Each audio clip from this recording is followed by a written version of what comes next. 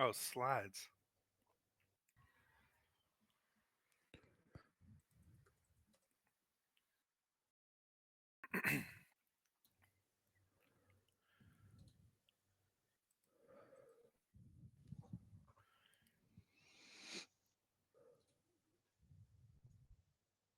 Okay, we're not live yet.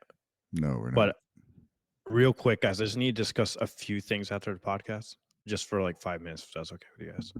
Yeah, it's fine. Okay.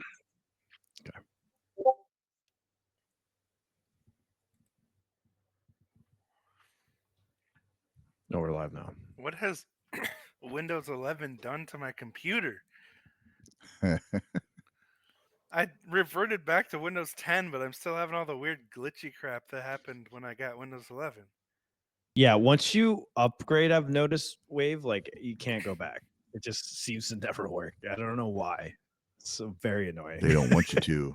The downgrade's they a don't. lie. They just reskin it, but it's still Windows 11. Yeah, that's probably what it is. Honestly, I wouldn't be surprised. I would not be fucking surprised.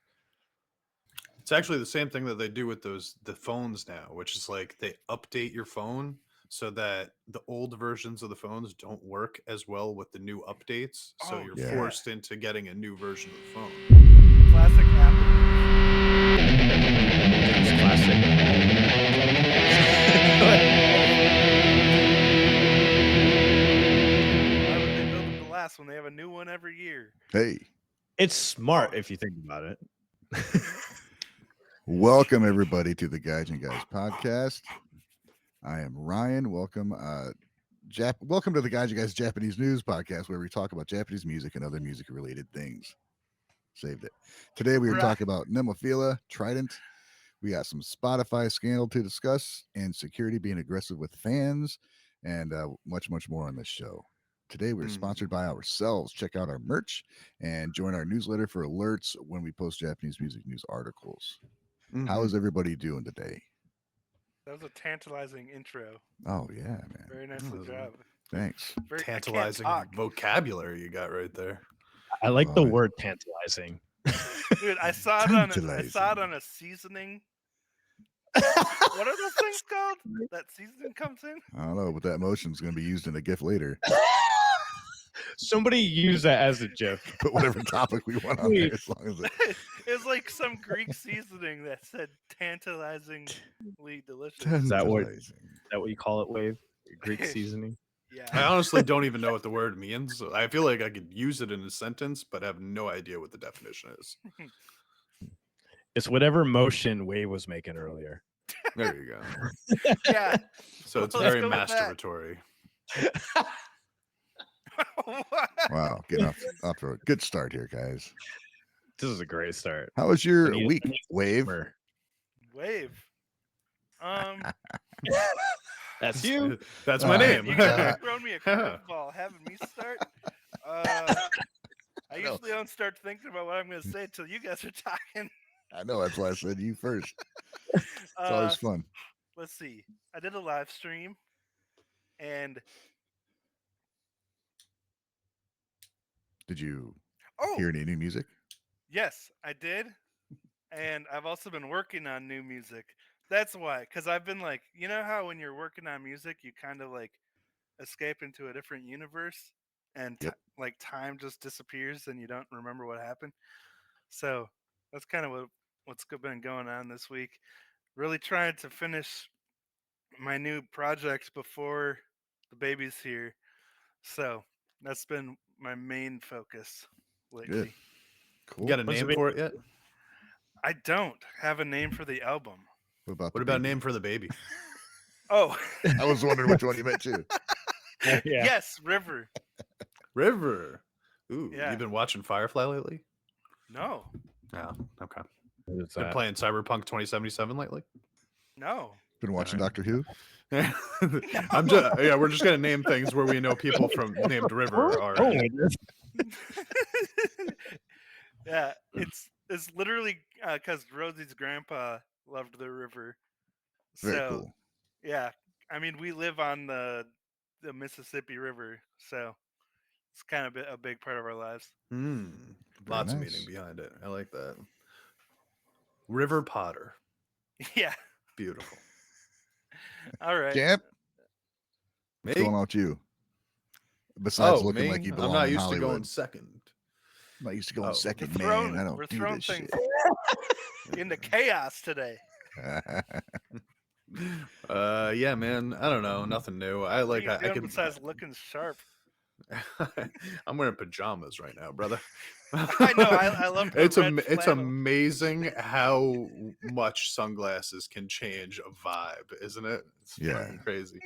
Yeah, man. No, I got nothing for you today. Like last week, I've been boring you guys with my job hunt lately, and that's just still what I'm doing. So Did you get a Job job? Yeah. hunt, man. You suck I've at got. job hunting. Oh, I'm so bad at it. I guess, bro. I'm convinced that they are all taking interviews and then taking my application and throwing it in a big stack of other applications, just like to wait for when they actually want to hire somebody. Yeah. I You know got what I got mean? a question. I got a question. So, would you guys hire Champ? Ryan. Would I for what? That's a good question. Yeah, I don't know if I would hire Champ Ryan. depending on what the job is. All right, so, So we're no interviewing potential Champ. no potential bosses are watching the podcast. All right, so you got to do the camera setup for Ryan. Okay, Ryan's interviewing you. Huh? I think he wants you to do a mock interview right now. with me, He's but like, I don't even want to do an interview. I don't want to do the interviews I have to do. Why are you making me do them extra? What So qualities what do are you you? bring What are to your the best table? qualities? What's the best qualities you bring to the job, Champ? Honesty, and What's your worst qualities? lack of honesty. You know, I just work too damn hard sometimes. That's why I had to tell people that stupid question. What's your worst? What's your worst? I work too hard and I care too much. What's the most common question you've been getting asked during these interviews, Champ? Oh, we lost him.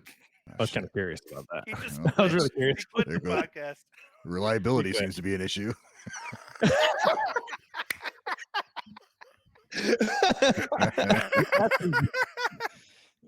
That's a real weakness.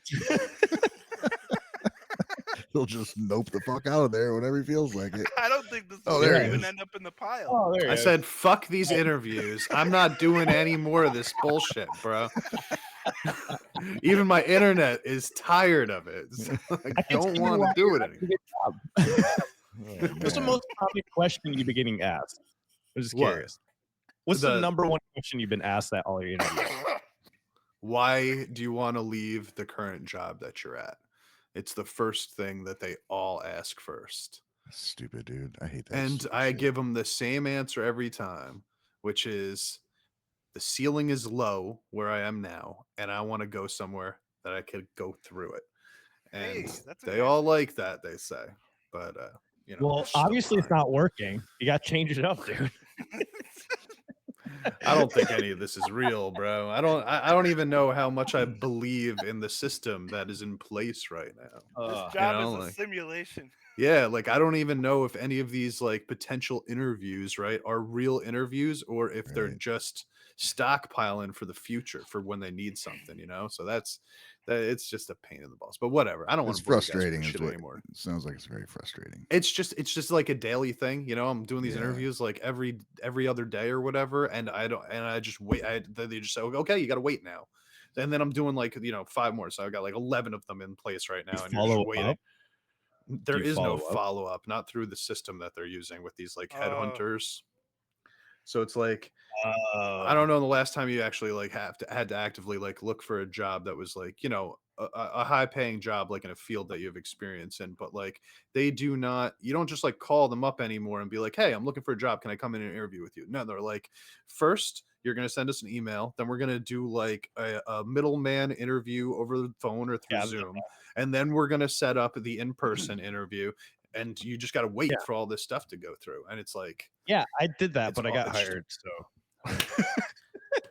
That's why when all this fails and I got to go find a job, I'm just going to go to fucking Taco Bell. Be like, hey, you got a sign that says you're hiring. I'm here. And I'm When hungry. all this fails, I used to do that work for here love. 30 years ago. Could I get my job back? probably still the same. like the Benjamin Button of jobs. I have to work here because they're so goddamn expensive now. I can't go out and buy it. Ridiculous. Yeah. Oh, Taco Bell. Alan, how's your week been? it's it's been interesting road, Fine. but it's going great, man. Like we have making a lot of connections with setting up like future tours with Dichotic, which is really cool. Good. Nice. And it's gonna be awesome. Looking like Denver, Colorado, probably be like one of the first cities we're gonna be able to play with this band. So it's been really cool, like just meeting new people and stuff out on the road. And shout out to everybody that's been coming to the venues, say hi and stuff. Appreciate you. It's been fun talking to some of you guys. It's been really cool. These two Pennsylvania shows have been the best though. They've been the best venues so far.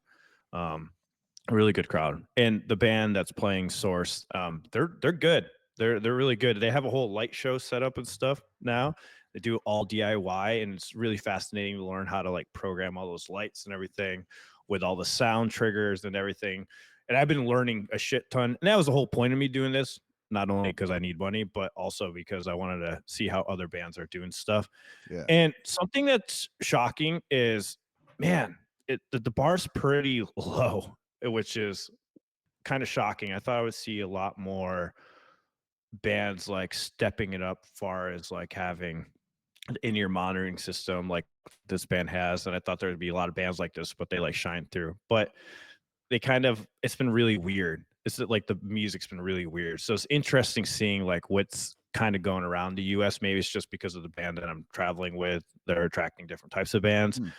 But it's been very interesting. Not the greatest sounding stuff, but some of the stuff sounds really good. But you can tell that a lot of them need like that audio help. You know what I mean? Oh yeah. With like setting up their mixes. And that's the biggest issue because Source has that all figured out. So they sound amazing. So I hear a lot of bands with potential, and their biggest thing is having a good audio engineer to help them.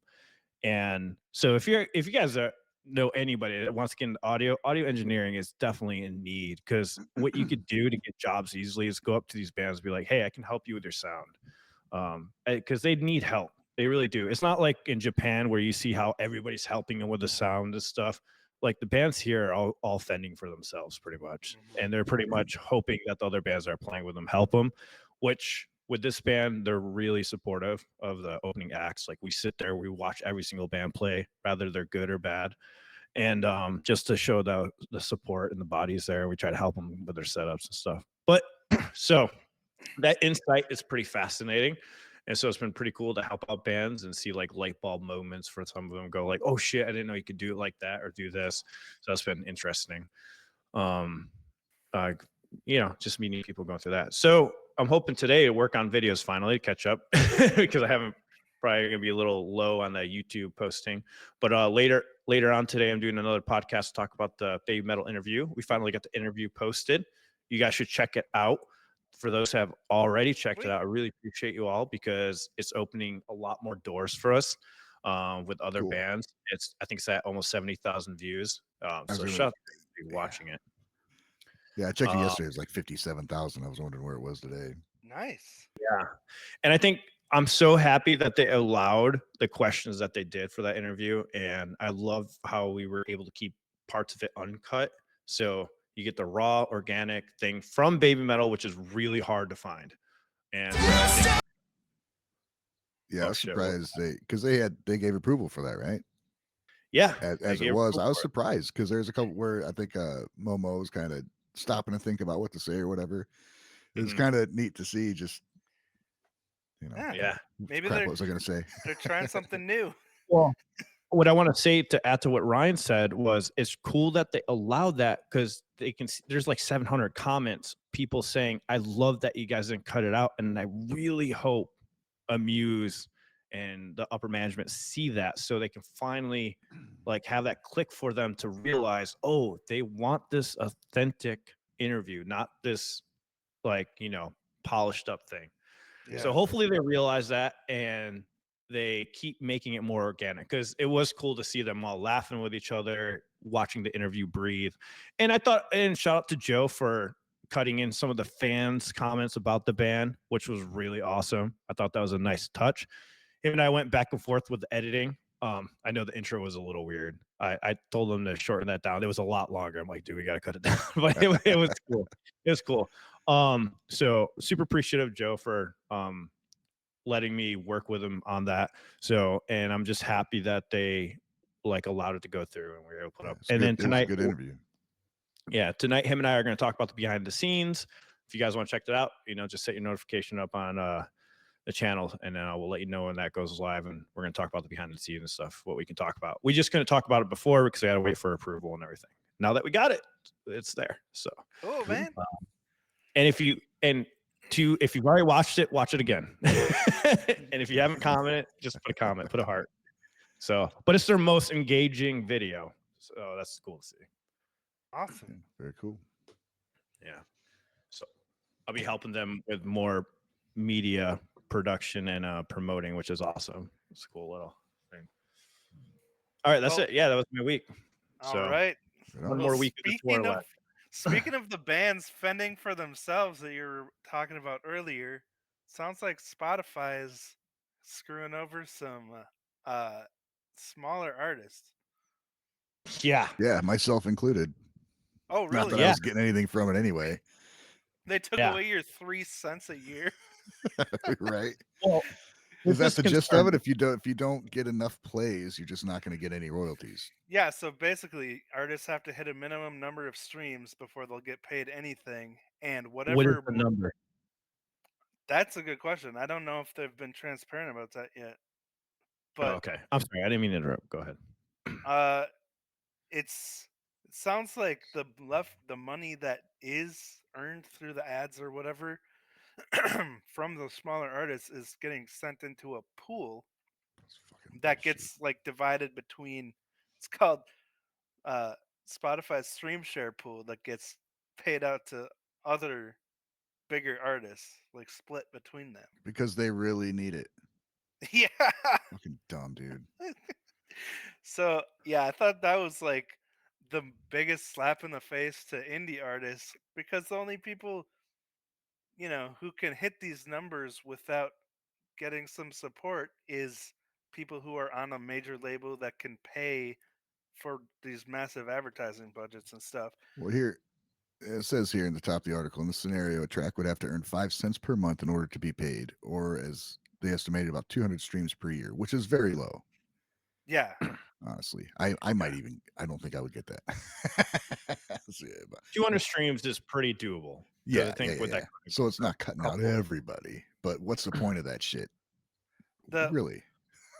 Yeah. Is that really cutting so much into the people that are getting 5 million streams a year, or a day, or whatever the fuck?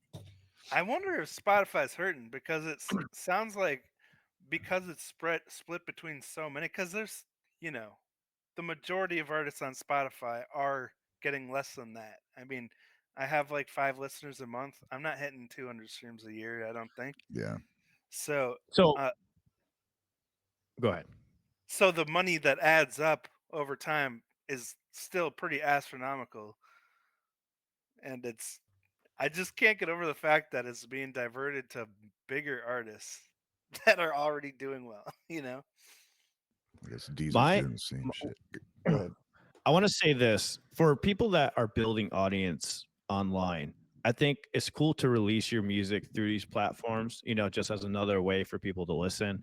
And what I would highly recommend to anybody is to just set up a digital product kind of thing on your website for your album, and just be like, hey guys, I'd prefer if you guys just buy it through here.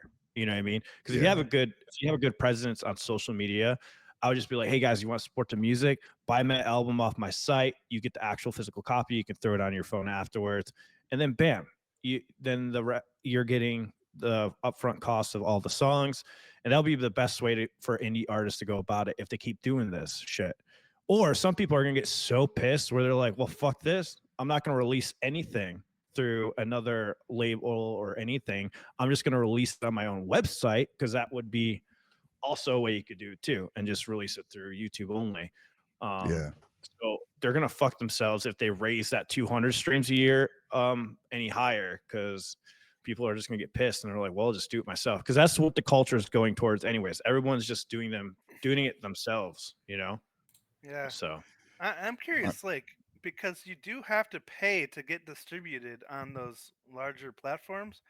So, like, does any of that money that you pay to get distributed go to Spotify, or is that just to the distributor and they get It's it on for normally free? to it's normally to distro kids. So that's why everyone's like, it's crazy to have a label these days because it's just more people taking their cut. So if you do it yourself, they take that upfront cost for using their platform and releasing it to them.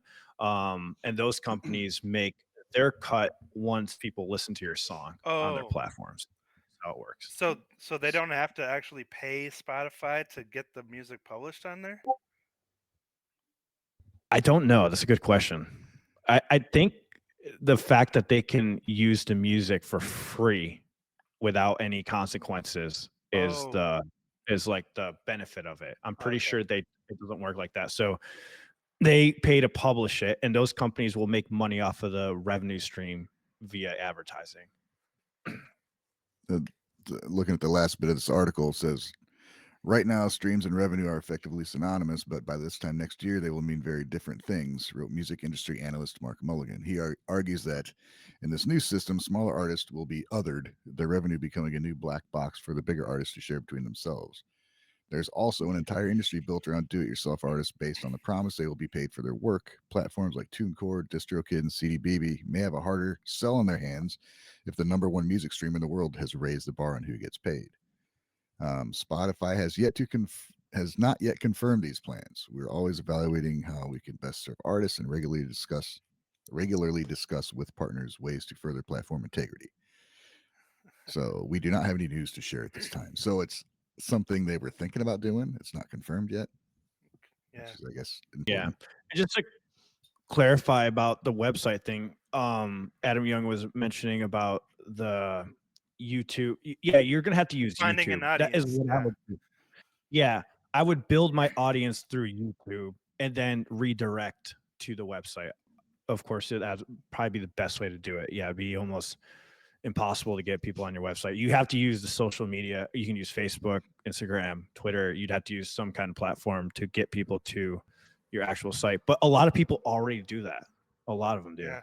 Well, and this is why, like, what you just read, Ryan, is why I thought it was cool that we were talking about this, because um if it's not a final decision yet, if enough people complain about it online, and they get a backlash, maybe they won't actually do it. Maybe You know, we'll see.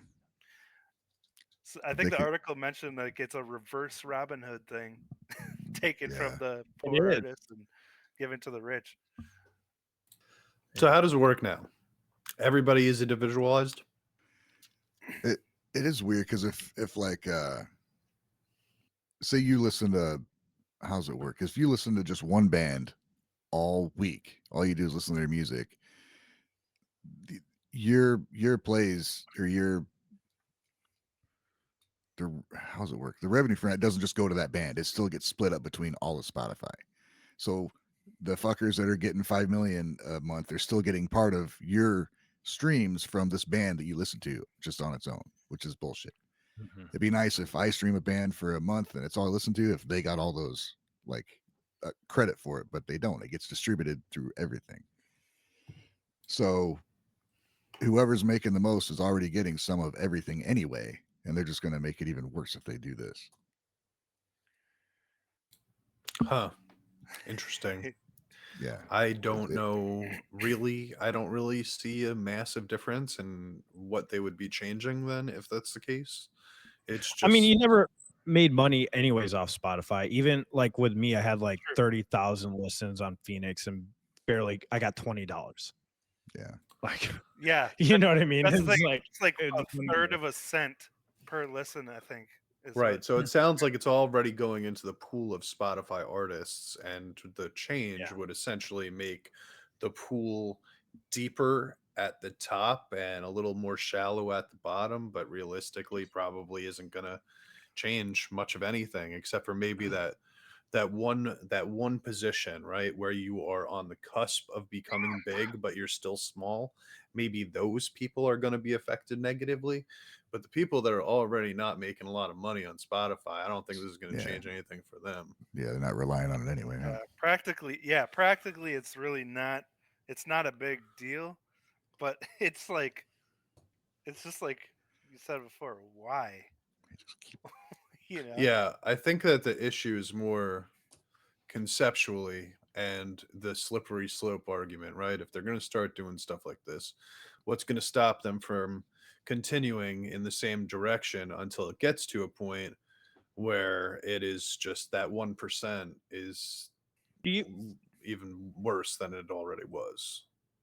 guys? I got a question for you to add to this. When they keep doing this to artists and to musicians and stuff like this, they keep doing this kind of fuckery with their money and making it more difficult to make a living off of it. Don't you guys think that kind of might be another reason why like the music industry is so hurt in the US, or like it kind of demotivates people from wanting to put investment and time to do music because they're like, I'm going to put in all this fucking work. I got to pay thousands of dollars for the equipment to record it, to put it out. And granted, you have to write a good song. Let's be real here. Yeah. Not everyone's writing great songs. A lot of the songs are trash. Thousands of hours of actually learning your craft and Yeah. getting There's no good. incentive to get better at it. Right? I feel like you're just Yeah. taking the incentive away to get better at. Because like if there was a good incentive to release music, let's say you're getting paid fairly, right? And you're getting paid fairly and you're still not doing well, well, then obviously it's a you problem and you need to work on your music writing, get a song out that hopefully people will like to listen to. And then when that works, then okay, now you're getting paid for it. Now it's worth the make the risk. You know what I mean? To go that route. But my question is, do you guys think that'll like deter more people not to do music? That's what I feel like is gonna happen. I don't know. I think it'll deter more people from trying to be a rock star, but I think if you're a good enough band, you can always get like a fan base. You know what I mean? If it's going to, it's going to change from getting people to see you on a big platform to you. What we're seeing now anyway is you. Well, like we're doing, we'd have multiple things we do, and the way we reach out to people is by doing other shit that's engaging, and you're going to have to keep it up. I mean, bands now, it used to be they were these weird entities that were up on a pedestal because they were untouchable, and now you talk to the artist, man. Like I've been reaching out to artists and getting feedback and like talking to them. It's nuts. It's freaking cool. And it's kind of, if you're a straight up introvert musician, you're kind of fucked. Because you got to be able to reach, like, deal with people and not dealing with them like being famous, just on a more personal level, which is you got to have people skills. Yeah. You got to start, especially in person. You know, you can't be off-putting or kind of just weary about things. I mean, good example. Go ahead. No, go ahead. Go ahead. I was gonna say there's a good example already on this tour. We've already had a couple moments with band interactions where like they either ignored the singer and we're like, okay, and they're like the main band that's playing, and we're like, that just looks really bad on you. For instance, we had a parking spot reserved, right, for the venue. So we pulled up and this band like blocked it, and this lead singer just started fighting with us. They're like, well, we can't park anywhere because we got a ticket. See, stuff like that is what you got to be weary about it, because now that person ruined everything for the entire band. Because even now, when I go back to the van, I'm going to hear something about the the singer being pissed off about that one band. Like, it's going to stick with us that they're assholes, you know. Stuff like that. You got to be very, very careful and personable, because like the bad moments will stick with people. Yeah, and that person, if it's me showing up at a concert and just like being a dick to one dude, but that dude knows 300 other dudes are at the show or whatever, you know what I mean? So yeah, I don't know. Yeah, you just gotta, it'll get around fast. Yeah, and I already did with this one band, and they were a good band too. It's unfortunate. Like, they sounded good, but now you have that thing in your head, like, oh, that person. Yeah, I mean, you used to be able to be a superstar and be a complete freaking asshole. Gee, I mean, it's just a fact. Who's always brought up Axl Rose? The dude's an asshole, and he was one of the biggest rock stars in the world. Now, like, Screw that guy. Yeah, it doesn't work anymore. I don't want to be an a-hole. I just want to not. I just want to sit in my studio and be an introvert, and like Yeah. make music and then put it out and then make more music. I mean, You know. still, even if you're introverted, it's easier to communicate with people now, as all through online, whatever. You don't have to be a complete. It's not the same as going to a party. Yeah. But yeah, I there's still still. do it. I just like I'm such an introvert at heart. Like when I'm in creative mode, so I'm like, Yeah. but like we were just talking about, you gotta to do it these days. You need to actually form Well, relationships with people. no, first. or to go back at what Wave's doing, Wave can do it that way because there's other ways to do music these days. You can license instrumentals and original music to other companies that want to use it for videos. So there is platforms like that now where you could go that route. That's the cool thing about nowadays is you don't have to be the typical musician where you interact with people and go play. You can also be a producer. You also could be somebody that just makes songs, and then people will be like, dude, I really like that song. Can I use it? Absolutely. And then you have like some fee or something like that. So the way that you're doing it, Wave, is totally possible. You can definitely go the route not talking to people if you're doing it that way. But if you're one of the people that want to do like live performance and really garner an audience, maybe the personable skills will work. But you're good at talking to people anyways, Wave. I've seen you interact with people. You're fine. Yeah, You may not like it. I had to learn that over the past few years. Like when I was when I first turned 18, I literally had no friends when I was younger. Anyway, Yeah, I feel you. Yeah, like you said, I did the same thing, Wave. Had to learn how to do it. That's why I'm so happy I worked the service industry because that really teaches you how to get your shit together. yeah, Yeah. cool. Okay. How are you doing, champ? Great. Okay. Okay. What do we got next? Well, we got the stop booking heavy shows. We got some issues with some.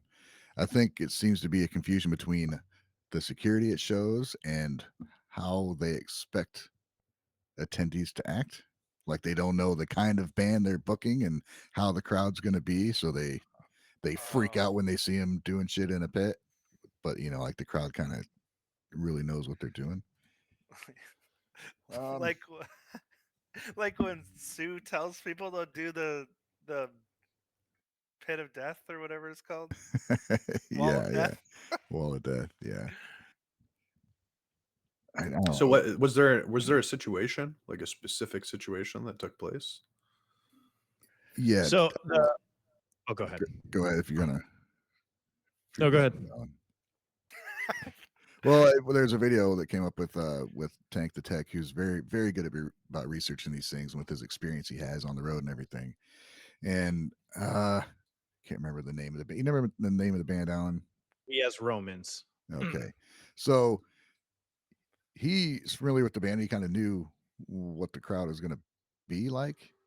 But so people start moshing and the security is like grabbing people and hauling them out and just being very aggressive, and just they like ended up stopping the show. Like it got so bad that security, the venue, and the tour company like all were like, yeah, let's just shut down the show.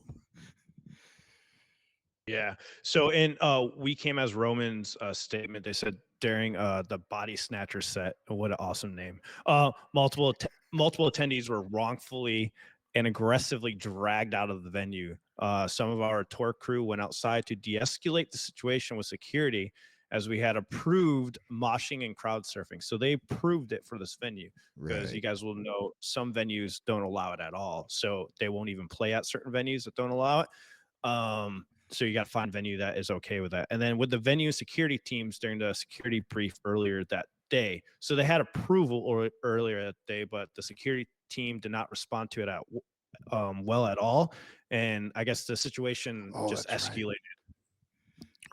Further. So they continued alleging that even to the point of spitting in our crew's face, spitting on gear, threatening physical violence, and someone having to be physically restrained. From there, it was determined by the band and crew that the best move at that point was to cancel the show. So it ended up turning into What? them canceling shows. Yeah, Who that's was like that's spitting? The fans? No, the security. Yeah, The security security. guards were spitting on the band's shit. Yeah, yeah, and they spit in the crew's face, dude. like the band's crew face. Yeah. That's So there is a statement from Feet Music Hall. They issued a statement on October 22nd. They said many of you have read or commented on the events that took place at Feet Music Hall Sunday, October 22nd. We do not feel that what has been presented is a fair representation of the event that evening. So they're fighting back on this.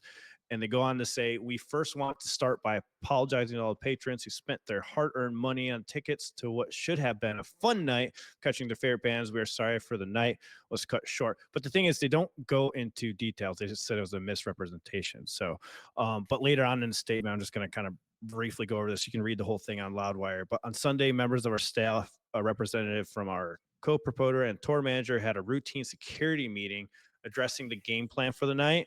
The club was staffed by 10 security personnel, more than adequate number for the size of the crowd anticipated. 3 at the main entrance, 1 backstage, 3 behind the barricade, and 3 floaters roaming in the ballroom. So we were, and they say in here that we were informed the moshing was to be expected and anticipated in a show like this. Not unlike many other shows of the same nature that have been at Feet, it was decided that security would first handle incidents with a focus on de-escalation. So I don't know. Like in this statement, they're just saying they're aware of it also. I don't know why it turned into security going that crazy. But later on it says, unfortunately, during the body snatcher set, the patron who had received multiple warnings became involved in another altercation with other attendees. So maybe one person just like started it off and it just escalated to a crazy thing. It's just weird. So they're saying they were in the wrong and the band's saying they weren't. I don't know if you got more information on it, Ryan, but Yikes. it's a huge statement that I put out. Yeah, I'd be curious to hear like actual people talking about it that were there because it seems like a lot of hearsay and like who do you Yes. believe? it seems like the venue Yeah. just hired horrible people to try and do security. Right. Yeah. You know Yeah, what I mean? Like if they were that's really so security people, they'd unprofessional. be. These guys are power tripping. Like I have the authority to beat somebody's ass, and they're just doing it. Then to get into it with the bands and crew and all that. What the fuck? Yeah. Spitting in crew's face is like that's ridiculous. That your whole point of security is to de-escalate, you know. Yeah. Mhm. So that's crazy.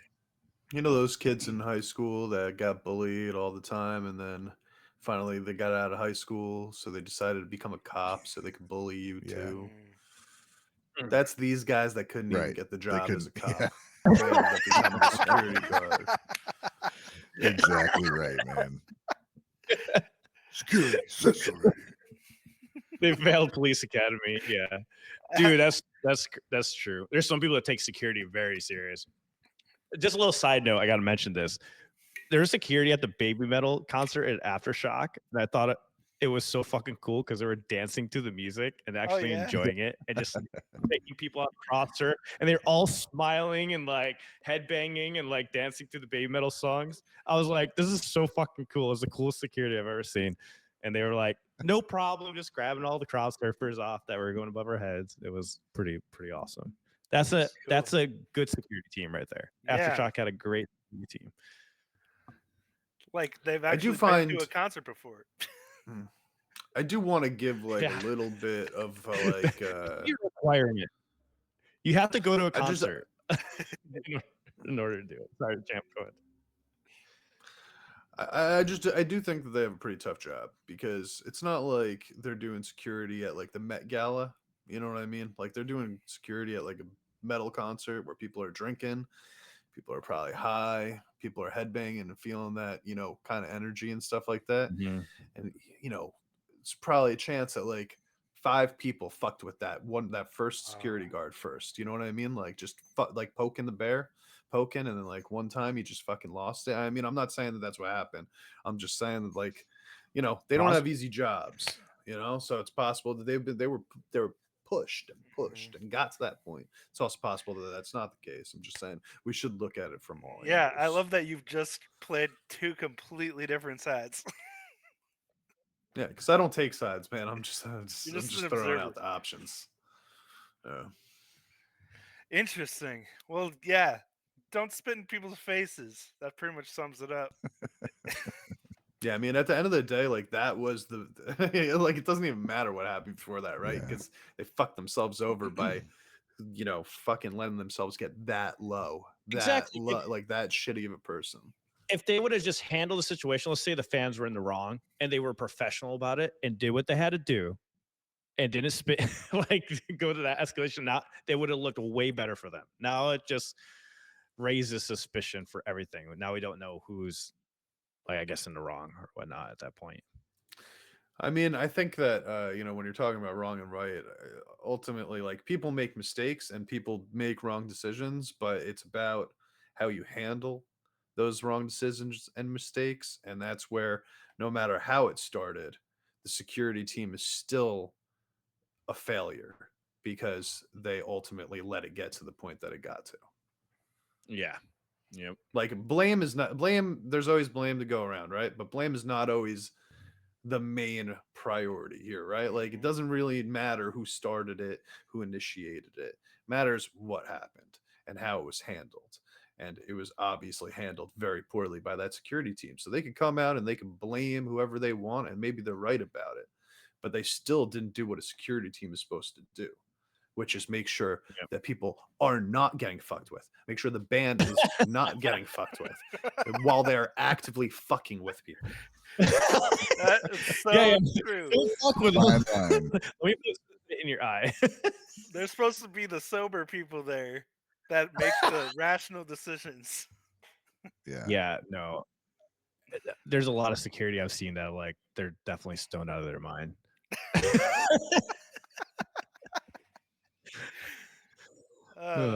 All right. Sweet. I mean we shared some music with each other. Do we want to talk about that? Do you want to get to quick news or what's up? It's up to you, Ryan. What do you want to do, Alright. man? Well, let's see. We got some. I'll go through the news here. Scandal. What's up with Scandal? They got as soon as this page loads, maybe it's not going to load. They have a new single out. Hell yeah. Loading. Oh yeah. Loading. What the fuck? Their Is that the 29th one I single. heard? Or did it just come out? So it just came out. So it's Scandal's 29th single and includes 2 songs. Title track highlights no Nakare Bakura Zuto was written and composed by the band's guitarist Mami. Arrangement was done by I did and it was hear coupled that with one. a second track called Candy. Okay. Yeah, What'd I you remember think, we Wade? talked about this a couple weeks ago. Oh, this is the one that came out a few weeks ago. Was it a 3 few weeks ago? October 3rd. Oh. The highlight. Oh shit! I didn't know it was that old. Oh yeah, it was 3 weeks ago. Holy shit! Yeah, I remember. Yeah, I liked this one a lot, quite a bit actually. Nice mature sound from them. Oh yeah. That's right. Yeah, I did. I listened to this one on Friday. Yeah, what'd you think? I like it. Like, I really like their new sound. I think it was interesting because the thing that stuck out to me is it was sampling from different parts of their sound, like over the years. Like it felt like it had the rock sound, but it also had like the more I don't know how. I'm the worst with genres. I don't know how to describe genres. It felt like It was like kind it of was like an all-star. It was like the all-star cast version of their music, right? yeah. Like they took like There you go. they took like the Uh-oh. Oh, we lost him. Champ froze. Anyways, you got the article up now, Ryan? If you wanna. No, it wouldn't friggin' load, man. I don't know why. I just had it up a second ago. It So if sounded you like got it. Champ had something really interesting to say too. What the heck? But yeah, check out that. What other releases? We had Babe Metal release their live Maya song. Live Blu-ray DVD, so they put that up. Nice. That's off of Black Knight, so that's pretty cool. They just released it on their website 5 days ago. Cool. Yeah. Sai Sega's got a release. They just put a song out 2 days ago. So I got my Sai Sega shirt on. Nice. Pretty awesome shirt. What did you But yeah, think of the song? I loved it, man. This band, it's called Sports. Oh yeah. And yeah, dude. I mean, did everybody get a chance to listen to it? Yeah. The short, the Sisega one, Yeah. I didn't yet, unfortunately. No. It does what Sai Sega does, man. It's just Regan is the singer, and she has a great clean voice, and she has one of the most guttural voices I've ever heard from a woman, dude. It's amazing. But it's just a massive song. They just deliver every time. Oh yeah, Anybody and else? then they have a live version too of it, of Sports on their channel. But I'm trying to find the full music video. That's why I didn't listen to it, because it was only like a 40-second thing. Yeah. I don't. Yeah, Was think that what you're there's talking a the full song's music video on yet. on YouTube Music. The whole song's on there. Yeah, I'm sorry guys, I messed up. I Yeah, should her have. voice is insane on that. Oh, I love it, dude. And I do like her live, voice. and she does that shit live too. It's like what? Oh, that's She- right. You saw them. Yeah, and she, Yeah, he's man, for a live. front one, she is amazing. She just gets a crowd going, and you're just watching her the whole time, and she will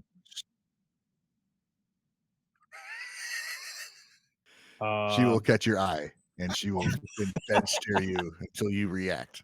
It's like she won't look away until you acknowledge what's going on. It's awesome. It's like, all Nice. right, yeah, That's fucking good rock it out. Yeah, very cool. Look Champ in the eye until he reacts. Right. Whoa. Let's look at the camera. that was creepy, dude. Yeah. Felt like a horror movie just then. Well, Tis the season. I guess let's talk about these songs. You guys make any notes? Yep. Talk about who we talked do it. about. All right. There was, how do you say? Is it Ren? Ren? Reen. Well, I it don't looks know like how you Reen, say but I don't that. think it's Reen. Rien. Yeah, this was one that I heard on my live stream this week. Okay. And so they're sitting around, or when I watched them, they were around like 250 subs. And I just thought, I thought she had a really cool voice, but I'm interested to know what you guys thought. I think initially I was like, this is all right. But then the song kind of went on and it developed, more. Like not quite heavy, but there is a little bit of, there's a little bit of distorted guitar in there. It got interesting. But yeah, I'd be curious to see a little more too. All about the vocals. All about the vocals for me. I thought, the song was fine. Like, kind of slow, kind of very melodic, very piano heavy. But her vocals were very unique. I'm about to compare her to somebody, which makes it seem less unique, but I don't mean to make it come off that way. Can't wait to hear Very it. unique, but she sounds exactly like this. Yeah, right. She Do it. kind of reminded me, not necessarily the sound of her voice, but like the style that she was singing of. You guys remember Malay? She did Oh. that song with Man with a Mission Yeah. that was on our chart for like 4,000 weeks. Yeah. She had that kind of vibe, especially Still on with the when she charts. wanted to go into that vibrato, which she didn't do all the time, but when she wanted to, it was that thick, heavy, really wavy vibrato. The one Yeah. that you hear with like Wagaki Band a lot. That's what I said in my reaction. Like she reminded me of the Wagaki band singer. Yeah, but she's obviously very, very talented. I would like to hear more from, what they do in general. Cause I do think like, I don't know if that was like a slow song for them or if that's just like generally the vibe that they give off as a band. Yeah. But clearly with the amount of talent that the singer has, you can only go up. Yeah. I was kind of like, I was shocked that they were sitting at 250 because I went back in their history a little bit, just looked at their channel, and they've been on YouTube for a while, and they have a few different music videos. But I'm hoping that they, at least get a few thousand subs, so they Yeah. can monetize their music. Because I think, Yeah, what were I they at heard now? potential. I don't know. So they're they're look real into it. young. Let's look. They're a real young band. Well, 1300 it looks like. wait, what? 1300. They're subs? Yeah. Oh, cool. They must. I'm trying to find their channel. There must be a couple of them looked up like that. It Spelled keeps that way. showing me Ren. Yeah. Anyway, I'll find it while you guys talk. Hold on a sec. REEN. Yeah, but there's several things that are spelled like that, so it brings up all sorts of stuff. Oh, okay. The playlist is in the Oh, chat yeah. too, guys. Go You back guys to want that. to check it out? Ah, And that link will take you right to the songs that we're talking about today. That's true. why can't I? All right, I found it. So they have 260 subs. The video has 1300 views on it. Oh, okay. All right. All right, cool. They got some more then. That's good. Oh yeah. What was the other song you suggested we check out? Was that Trident? Oh, Trident. Wait, what? No, you suggested Trident. I suggested try to. Okay. Yes. All right. What was the other song? Atarashii reason- Gakko. Yes. Oh, Tokyo yes. Calling. Tokyo Calling. Tokyo Calling. Guys, I'm the only pothead here. How come I'm the only one that can remember anything?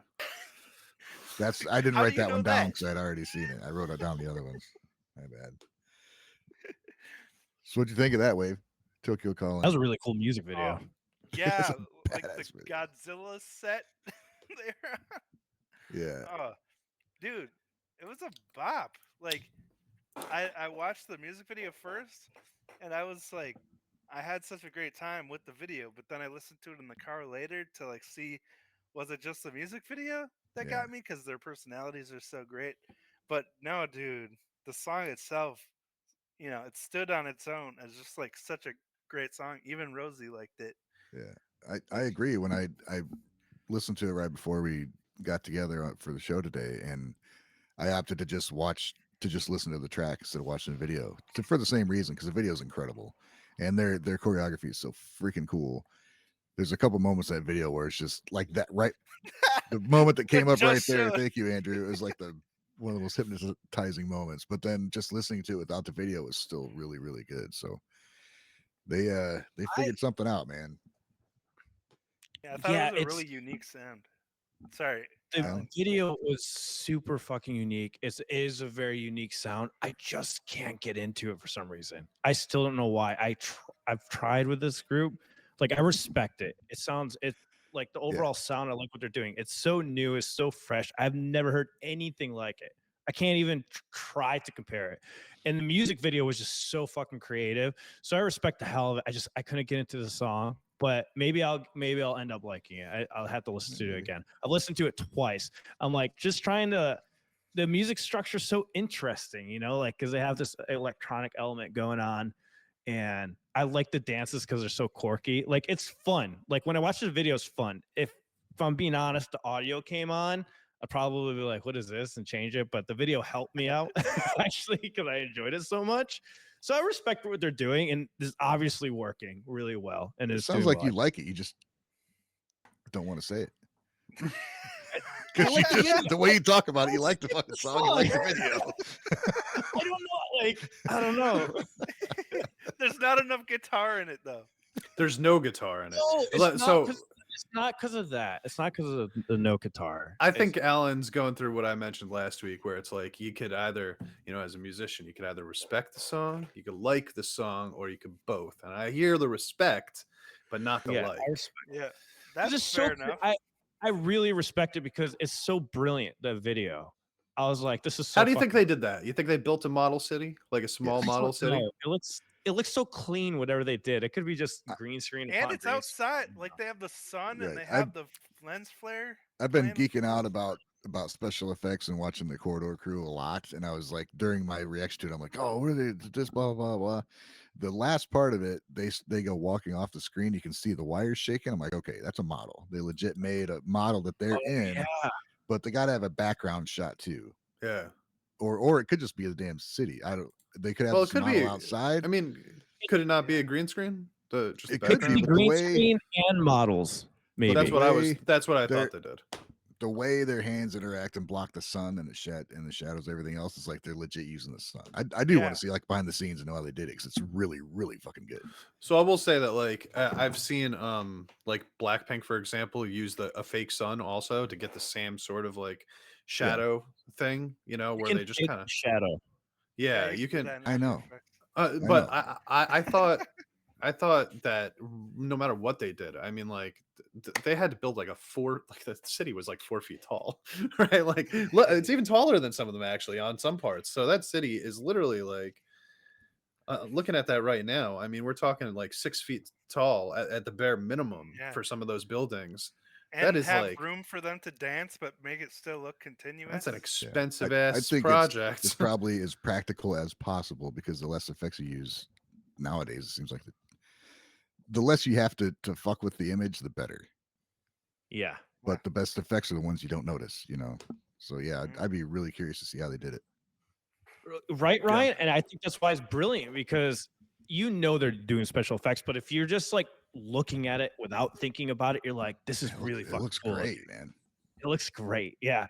Yeah. It's just it goes back to what my teacher said when I was doing audio engineering. He's like, make sure you do it right on the first time so you don't have to edit a lot later. It's Yeah, the same thing with video. And that's what I feel like is going on there. Yeah, whatever you can capture in camera, Yep. the more the better.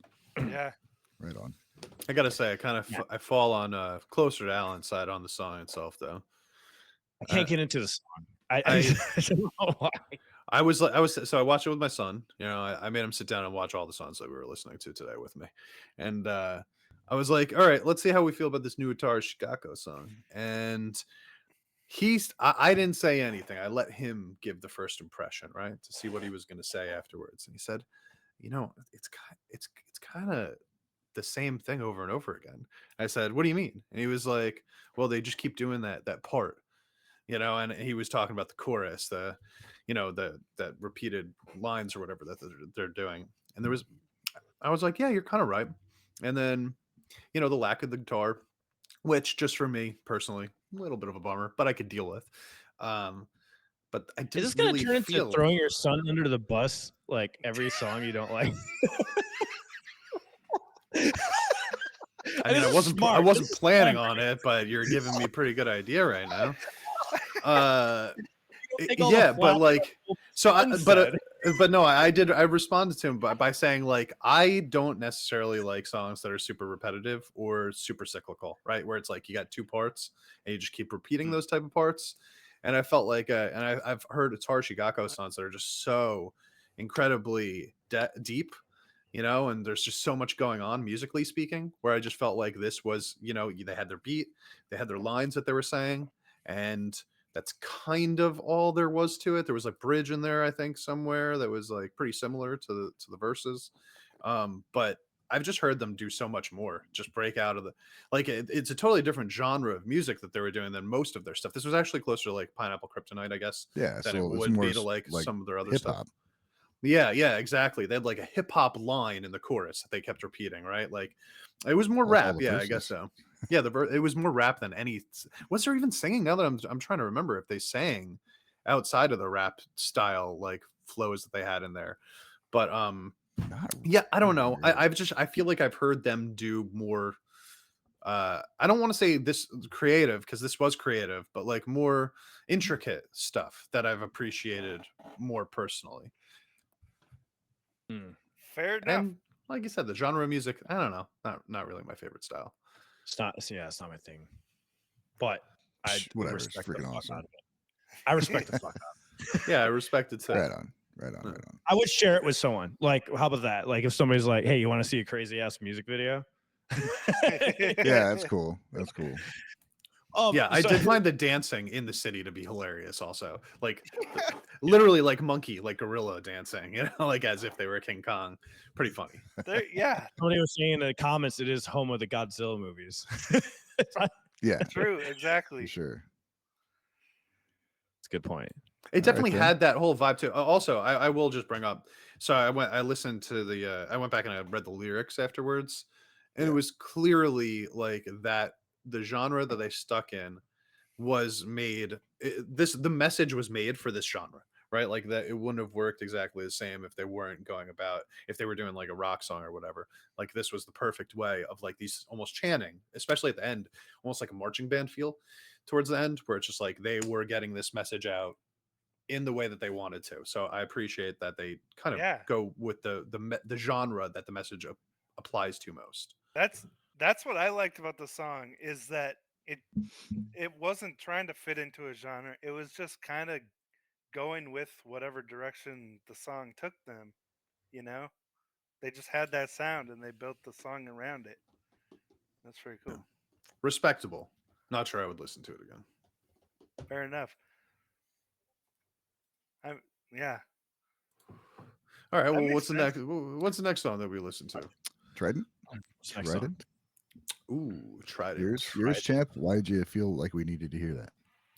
Because I saw it pop up on my recommended on YouTube and went, "Hey, that's it's called Kick Ass.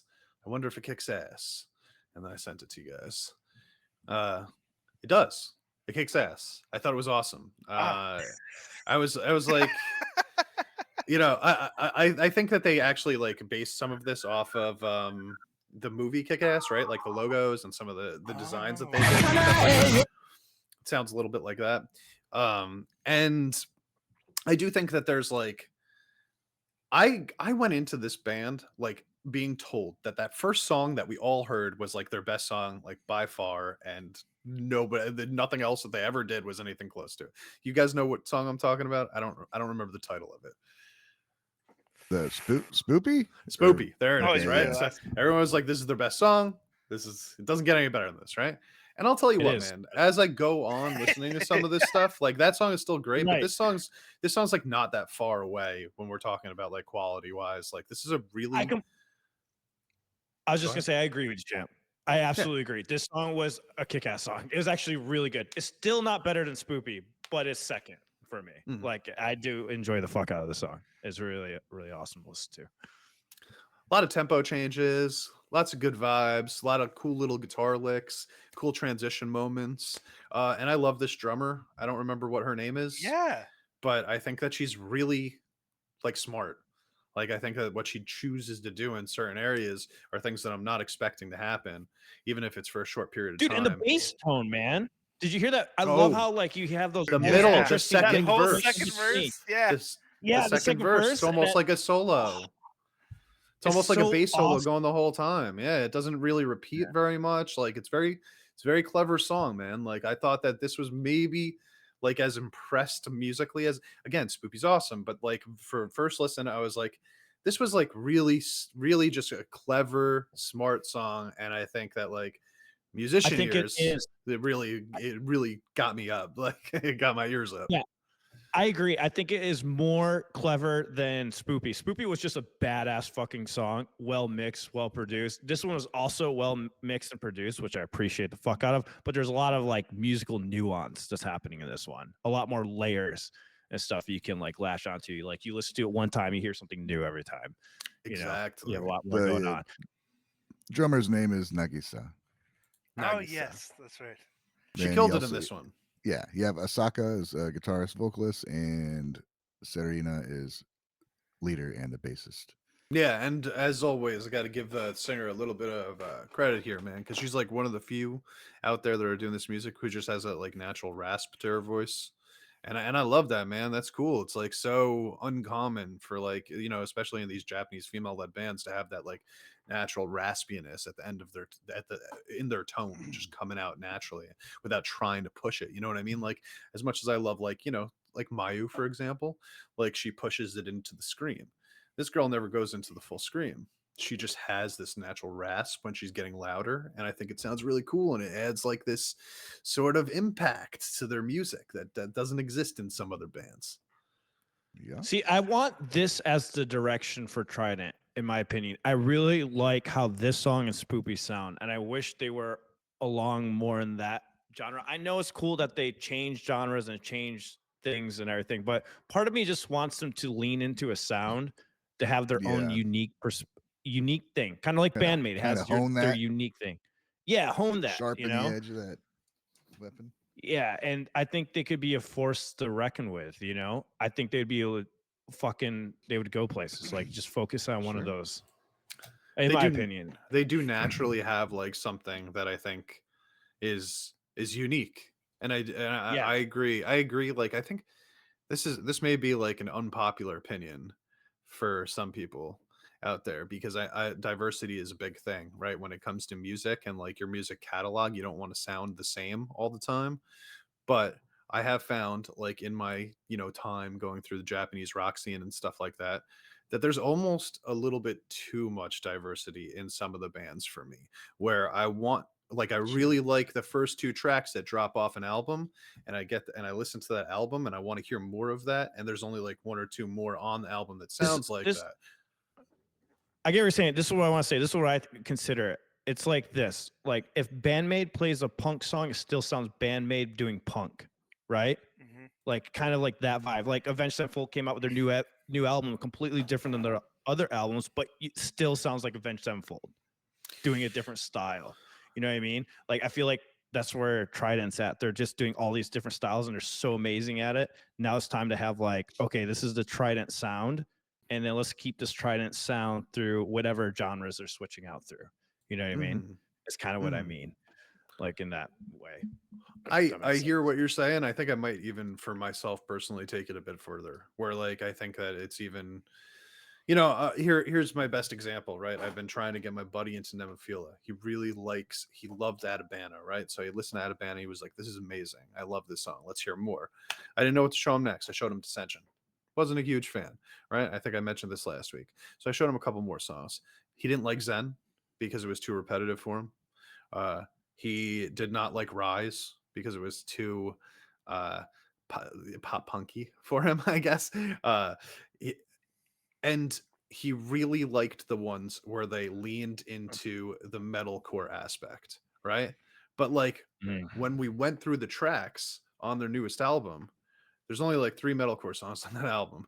Like there's a lot of other stuff. And for me, I Yeah. love that because I'm cool with all those other genres that are in there, but for building like the new fans that like may have more specific Yeah. interests, it's hard for them to wrap their True. head around multiple genres and on like a 12-song album. And Yeah. and People that's want to sad know with like what they're gonna get from the band, yeah. and like not be disappointed when they listen to the next one. Yeah, and that's the thing with like Nemophila. I think it would have worked better if they did like a full album in a certain style. But the cool thing with Nemophila though is with Mayu there and all of them honestly, but it's Nemophila no matter what they do. They always have that flavor. But you're right. If they had like a consistent album, right, of a certain style, and then maybe on the next album they do something different, but it's all that something different in the second album, Mhm. maybe. But then you get those fans that are like, I only like this album. Or I I'd like this separate it single. just a little bit more. You know what I mean? Like whatever your Yeah. main focus is, because this is how I kind of feel about it. Like whatever your main sort of focus is in the music scene, like your genre that you kind of is the basis for what your band is. If you're gonna have like let's say a 12-song album, right? Like maybe 7 of those Mhm. tracks should be that, and then the other 5 do some stuff with, right? But if it's 12-song album and only 4 are that and the other 8 are experimenting in different areas, then it might be a little weird. I'll say this about Dreamcatcher too. Wave, by the way, I watched a couple of your Dreamcatcher reactions the other day, Oh and yeah. I saw that you reacted to their Japanese one that was like the really heavy metal one like a couple months ago, and Oh you were like, yeah. "Holy shit! I didn't know that they could do this. It's so weird." Right? And I will say, like, I can say for them, like, they come out, they drop their singles. Their singles are all rock heavy, and then you listen to the rest of their album, and there's a lot of experimental stuff going on the B sides. Where like, I don't know if you are buying that album for that. If this is the first time that you've Right, heard yeah. from that True. band. I guess it depends on the fans. There's going to be some fans that love the different style of song. Like for me, Nemophila, I love that they do different genres all in one album. But Yeah. I also realize I'm probably a minority in that. Well, yeah, like So- with them, if you're already a fan of a big variety of music, then I think you're just cool with it. But if you have like Champ's friend, if he loves metalcore and that's you hear a song by them, it's what they really like, and then you hear all the other shit, you're like, oh, it's like I can Yeah. see. It's a Like lot us, we different than listen to the so song. much. We listen to so much stuff that yeah, I'm down for whatever they do. But yeah, Yeah. trying to bring someone else in who's very more specific in what they like, it would be hard to it would be hard sell for most of the bands we listen to. Yeah, exactly. Like I listened to like all of the songs on the that album, right? Like Yeah, I like the yeah. pop punk one. I like the ballad. I like Style, which is like straight up a new metal song. Yeah, You see, know what I mean? Like Yeah, I make playlists where it goes from thrash to fucking hip hop to blues Yeah. to whatever. I like hearing a bunch of different shit. Some people just want to listen to one thing. right. Most people I too. Yeah, most people Yeah. exactly. So I'm again, I'm not really talking for myself. I'm talking for like what's going to Yeah. appeal to the majority. And I do think that like it's harder to get people in when the diversity in the catalog is that different from each other, which is why I do look back, you know, Alan, you're absolutely right. Like Bandmade, no matter what they do, like how they kind of lean into a different genre or whatever, it still sounds like Bandmade. It's still like a rock and roll song every time, you know? And Yeah, because I think that if you that's listen to kind of important for them maintaining their identity. Yeah, because if you listen to World Domination, right, it's a certain flavor for the entire album, but it's still Bandmade, right? And then you have Unseen World, different. It's completely different than World Domination. If you think about it, it's totally Yeah. way more techy and progressive, the most really progressive hard rock, but it's still Bandmade. Like you still, oh yeah, this sounds like yeah. Bandmade. But those it's no weird matter because what. those albums you could blend those albums and they still sit well with You like they could. still sit well with each other. Yeah, but there's definitely a specific sound to Unseen yeah, World and World yeah. Domination. Yeah. What's oh wow, Chemical Reaction might be one that you could interchange, maybe. Like, throw on World Domination. You could put that song on any of their albums, I think. Oh, what's the album after World Domination? I always forget the name of it for Bandmade. Conqueror? Conqueror. That has Yeah. its own flavor too. Like Yeah. there's this like different kind of like ambience going on in that album. So But I wouldn't say that there's like, you know, well, yeah, to an extent. But I think that there's a lot of songs on Conqueror or World Domination that you could probably flip flop back and forth Oh, yeah. between the two of them. yeah. Unseen World specifically, and the newest album. I always forget what it's called. The one with Influencer on it. Unleash. Yeah. Unleash. They don't really sound like each other, and they definitely follow a similar vibe. But I will say, like with Unleash specifically, I almost got a little bit too much of that vibe, where I missed a little bit of the part You don't from know what you Unseen want, World champ. where you go from manners to I want something in the middle, man. I want something, Yeah, you know, no, I want something in the middle. mid-tempo. You don't have a I want middle. something You're like middle. your middle is just gone. Like we're it's so hard to fucking find your middle. He's the champ of medium. He is the You're middle. the champ of no middle. I think I'm the only voice that matters. How about that? Fuck. All right. All right. Yeah, moving but on. Bandmaid's really good at I think focusing on the sound for an album and then like kind of adjusting it a little bit for the next album Yeah. while still Sure. maintaining that Bandmaid identity. And Yeah. you know, and we're talking about album to album versus like song to Yeah. song. Yeah, that's Mm. why I think It's so for hard me to it works so find- well. It's so hard to find your sound like that. It's really impressive when bands pulled off, and a lot of Japanese bands are so good at doing it. Like they have distinctive sounds, which is so awesome. There's so many of them because you got Bandmade, Nemophila, HANABIE now. You know, even Maximum Hormone has their distinctive sound. You know, Soken Inaru has a distinctive tone and sound, no matter what they Mhm. do. It's kind of crazy that there's so many bands that have a distinctive sound, which is really fucking impressive. You know, That when we're can also be a considering- catalyst for their downfall, though, where like you know they end Shut up up, leaning champ. too far into it. Another album for this crap. They end up leaning too far into it, and then they're not Ah, clever all and right. creative anymore, and all you're hearing is that same thing over and over again. For fuck's sake, champ. I mean, you gotta have some standards, Mute your brother. mic. You gotta have some standards in the world. Okay. I think it's great. Champ of Because I'm standards. telling Objection, you. argumentative. Speaking of Nemophila, did you guys listen Oh. to Sugar? Yeah. Oh fuck. Sugar? Yeah. Yeah. What about it? Why do you guys sound so freaking bummed out? Dude, I thought it was recorded slower when I was listening to it. I'm like, is this a slower tempo? What the fuck? So I had to go back and listen to the original, which I hadn't heard for a long time. I'm like, okay, this is a weird, is like a difficult song to tackle vocally because Serge is all over the goddamn place, and Mayu, as good as she is, doesn't have that kind of quite the dynamic range that Surge Well, and they have has. Serge I don't and think. Darren singing at the same time too. Oh, Darren throws out his stupid, whiny fucking. I can't stand that dude. Not, I don't know him personally, but everything I've seen with him, I can't stand his face or his voice. His Anyway. face or voice. Fuck. I'm being very critical. God damn. It just irritates me immediately. Like, oh, it's a Darren Bro, movie. your face irritates me. Dang. Didn't that happen with all of us with you too, Ryan? Not consistently, just Yeah, occasionally. before he met us, he saw us pop up on YouTube, and he was like, "God, it's their face." He's like, I hate their face. So I don't. Yeah, that's what I did. So anyway, I mean, the original song is cool. I think it was good, but I don't know. I think it was an. It's a very hard pass for me, but I will say this: the mixes are way better on these covers. Yeah, that's all I got for positivity. I'm not. Did you guys watch the live version? I did not watch the live version. Oh, didn't know there was a live version. I did. No, I just. Well, I enjoyed respect. it a lot. I respect Nemophila doing these covers because they're gonna get a wider audience for it. But True. I will stick to the originals. They we were just talking about Nemophila, from what I can think of, probably has the most diverse catalog, of the bands in our on our radar. Their last studio album was a 90s tribute, or early 2000s or whatever. And Nemophila's hardcore fans like everything they do. I mean, they covered freaking Nickelback.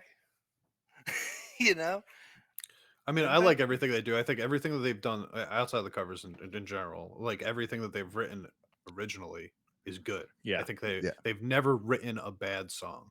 It's just a matter of how much does the genre that they're leaning into for that song appeal to you personally. But it's still quality music, no matter what. The originals are awesome. I love the originals.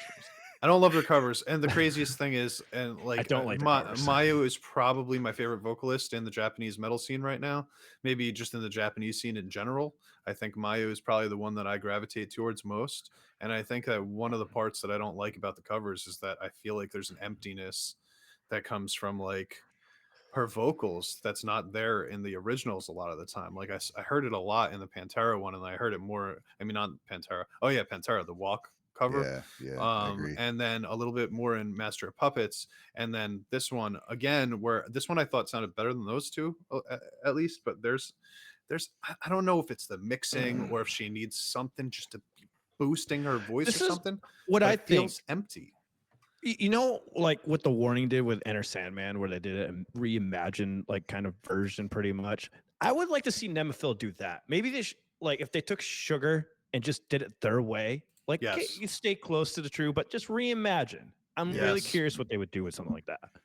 Yes, some of their covers. In fact, I feel like a lot of the covers that they do, the thing that changes the song the most is her vocals. But I'm not even sure that that's necessarily like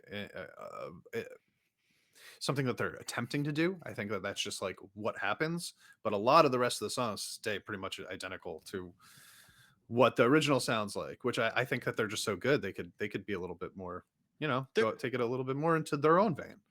To be honest, I can't remember which originals I like. They do have some really good ones that I enjoy, but I can't remember. But I just don't go back to their Nemophila? Nemophila. Covers. Sorry. Covers. Covers. That's some covers. I said originals. Yeah, I was gonna say like you don't remember any of their Actually, I originals? hate this band. No, I meant to say covers. My bad. Yeah, there's some covers I liked. I can't remember if it was a Lunacy cover. I think it was one of my favorites by them, if I remember correctly. But I never go back to listen to their covers ever. I just listen to the originals because I really like the original music. Because their originals are fucking awesome, bro. They're such great songwriters. That's the thing. Like they just don't. They're such good. Maybe this is the issue. They're such good songwriters that I feel like a lot of the songs that they're covering, those songs aren't as good as what they could possibly write. So I feel like they're toning themselves. Dude. They're toning themselves down. They're making themselves like less good in order to do it. And I just want to hear them be awesome. That is kind of the thing, because like it would be better for someone to discover them. I know covers can help extend your reach, but wouldn't you rather have that person hear you for the first time hearing your original music instead of hearing a cover and comparing it to the original, you know? So that's maybe another thing to consider with doing so many covers is maybe like you don't want that to be people's first introduction to your music Yeah, the thing that does when though you is have that so that much lets people potential. know who their influences are. So True. Yeah. that'll be like, I dig this band. They obviously dig this band, so let's check them out. And they're gonna. I mean, somebody like fucking. I can't think of the name of that band we were just talking about with Surge. What the hell is it? System of a System Down. of a The Down. Chop Suey band. Yeah, I mean The chops. they do a bunch of. They're all over the place too. So I don't know. I think it's good, as long as the covers are really good. If they're like, I Yeah. don't go back and listen to them either. Really. I'd love to hear them It's do hard for me to. I gotta say this though. Like the thing that throws me off, I keep saying like, yeah, it should be make sure that cover like people that it's enjoyable, I guess, to a certain extent. But then people really love their covers, so I'm like, man, am I the only one that doesn't like them? Because sometimes I feel like that at certain moments. Because I've mentioned like not liking the covers, and a lot of fans I get like backlash going like, "This is awesome, this is amazing," and I'm like, it is. Like I just don't understand it because I don't think it is. And I agree, it could hurt them from listening to more music by them, but at Yeah. the same time, it could help, I guess. Yeah. But I agree with you, Wave. It could hurt them. That's mean, kind it's of that's the promotion. point I'm making is people tend to form their entire opinion about you on first impressions. So if their Yeah. first impression is comparing you to an original artist, then they've decided, "Ah, I don't like that band." If they have the Yeah. first impression where they hear your amazing original music, then they're going to be like, "Holy crap, I got to hear more of this." Yeah, but the question Yeah. becomes: are they going to hear your original music if they had never heard that cover in the first place? Yeah. Because how Hey, many chat. how many people have not heard of Nemophila, right? And how much kind of how much did they get themselves out there by doing the covers? Because I would argue that that got way more eyes on them than they ever would have gotten Sure. by just doing originals. Yeah, true. I Yeah. think like I'm their not saying there's baby a metal. right or wrong. I'm just saying why it might bite them in the butt sometimes, you know? It could, and Mhm. I think it has. I 100% believe there's some people that discovered them from maybe one of the originals and decided, nah. You know what I mean? Probably the biggest one that got them fans that I've heard mentioned the most is Maximum Hormone and Baby Metal. When those two covers are mentioned, they're like, that's how I discovered Nemophila. I haven't really heard anyone go, oh, I discovered them from the Nickelback cover. Or so I haven't seen any fans. And if you are one of those fans, let us know. If you're listening on Spotify, go to YouTube, drop a comment, let us know if you discovered them through any of these other covers like System of a Down, Metallica, because I would be curious to see if any of those covers brought them fans. Well, you know what? I would have if I had heard one of those first. Let's say like the Nickelback one, right? I think I would have thought just, hey, this is cool. An all-girl Japanese band doing like a male band from the West. That's cool. Like, I probably would have wanted to listen to something else out of them. I don't know if that ever would have turned me off personally, but I guess if you're like the type of person that's like a hardcore Metallica fan, let's say, right? And you heard their Master of Puppets cover before you heard anything else because you were just looking up Metallica content. And you went, this ain't for me. You might never give them another try, like you're saying. If somebody showed me that System of a Down song first, I would have never listened to him. I would have stopped Yeah. right there. Okay, like, so nah. this is what's interesting is I really enjoyed their cover of Sugar. All right. Tell um, us more, Wave. I I just got so much joy, and I don't know. I've been okay. So System of a Down was the first rock band I ever heard. So I've never really taken them super seriously. Like to me, they're just hilarious to listen to because their composition style, like they do talk about a lot of serious topics, but it's also like very like a goofy way of composing music that they have. So I felt like Maya was leaning into that absurdity and that goofiness of the song, because it's a song about cocaine, right? But like it's just such an absurd song that when I heard Mayu singing that and trying to like replicate Serge's vocals, it just made me giggle and made me, you know, because I felt like she was leaning into the absurdity and just it wasn't to be taken super seriously. It was just having fun. So I was giggling the whole time, and Saki and Hazuki trading off doing the sugars, I thought was really cute. And From that perspective, I get it. I can totally enjoy it for that. I 100%. Yeah, and I think a lot of theirs are, they don't really take themselves too seriously in any of these videos. I think they were, them dressed up as freaking Pantera. Like, obviously we're not supposed to take it completely seriously. And I think that a lot of this is just them like, hey, we know how to play this song. Like, let's record it while we do it. It'll be a fun little thing to do. So I'm with you. I think ultimately for me, I think that it's a good promotional tool. I think it's probably helped them more than it's hurt them.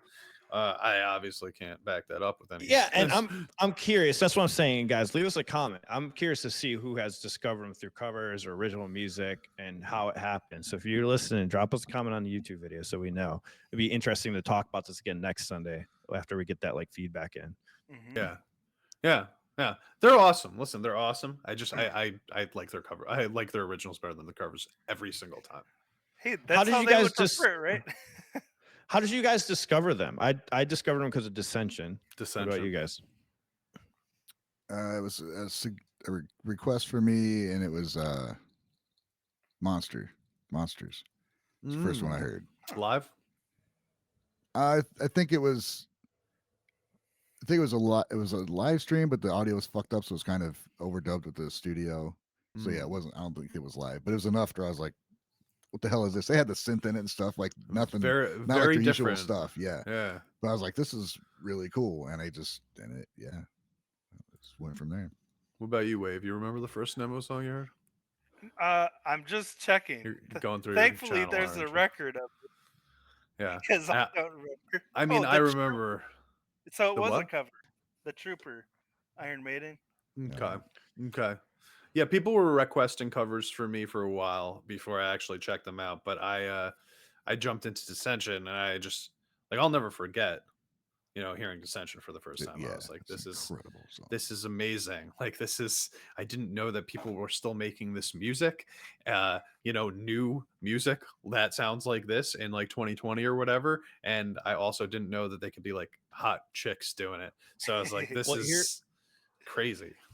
Here's some little fun facts about them. Iron Maiden, the Trooper, is their biggest video on YouTube. 3.4 million views. And their second video is Dissension with 2.2 million views. So I mean, that's saying something. So sense. I'm guessing the Rise is probably coming up on those too. I would assume, because I saw that one. No, actually, no. Their third biggest video with 2 million views is X Japan cover. Are the next bunch a bunch of covers before we get to the next and then original? after that, it's an original with Rat. How do you say it? Ratty? Right. Yeah, that's with 1.7 million views. I like this because it's cover original, and then guess what? In fifth place, it's Max from the Hormone cover with 1.7 million views. It looks like covers probably played a pretty big part in it. Yeah. But this is a good mix, though. And number 6, we got Orion, or how you say it, Orion, which is original with 1.5 million views. And then in 7th, we have Iron Maiden with Aces High cover with 1.3 million views. So I like this little mix between literally original goes music. back and forth each time. That's awesome for them. And then Princess was 9, and their 10th spot was Monsters. So clearly, they're what they're doing is working.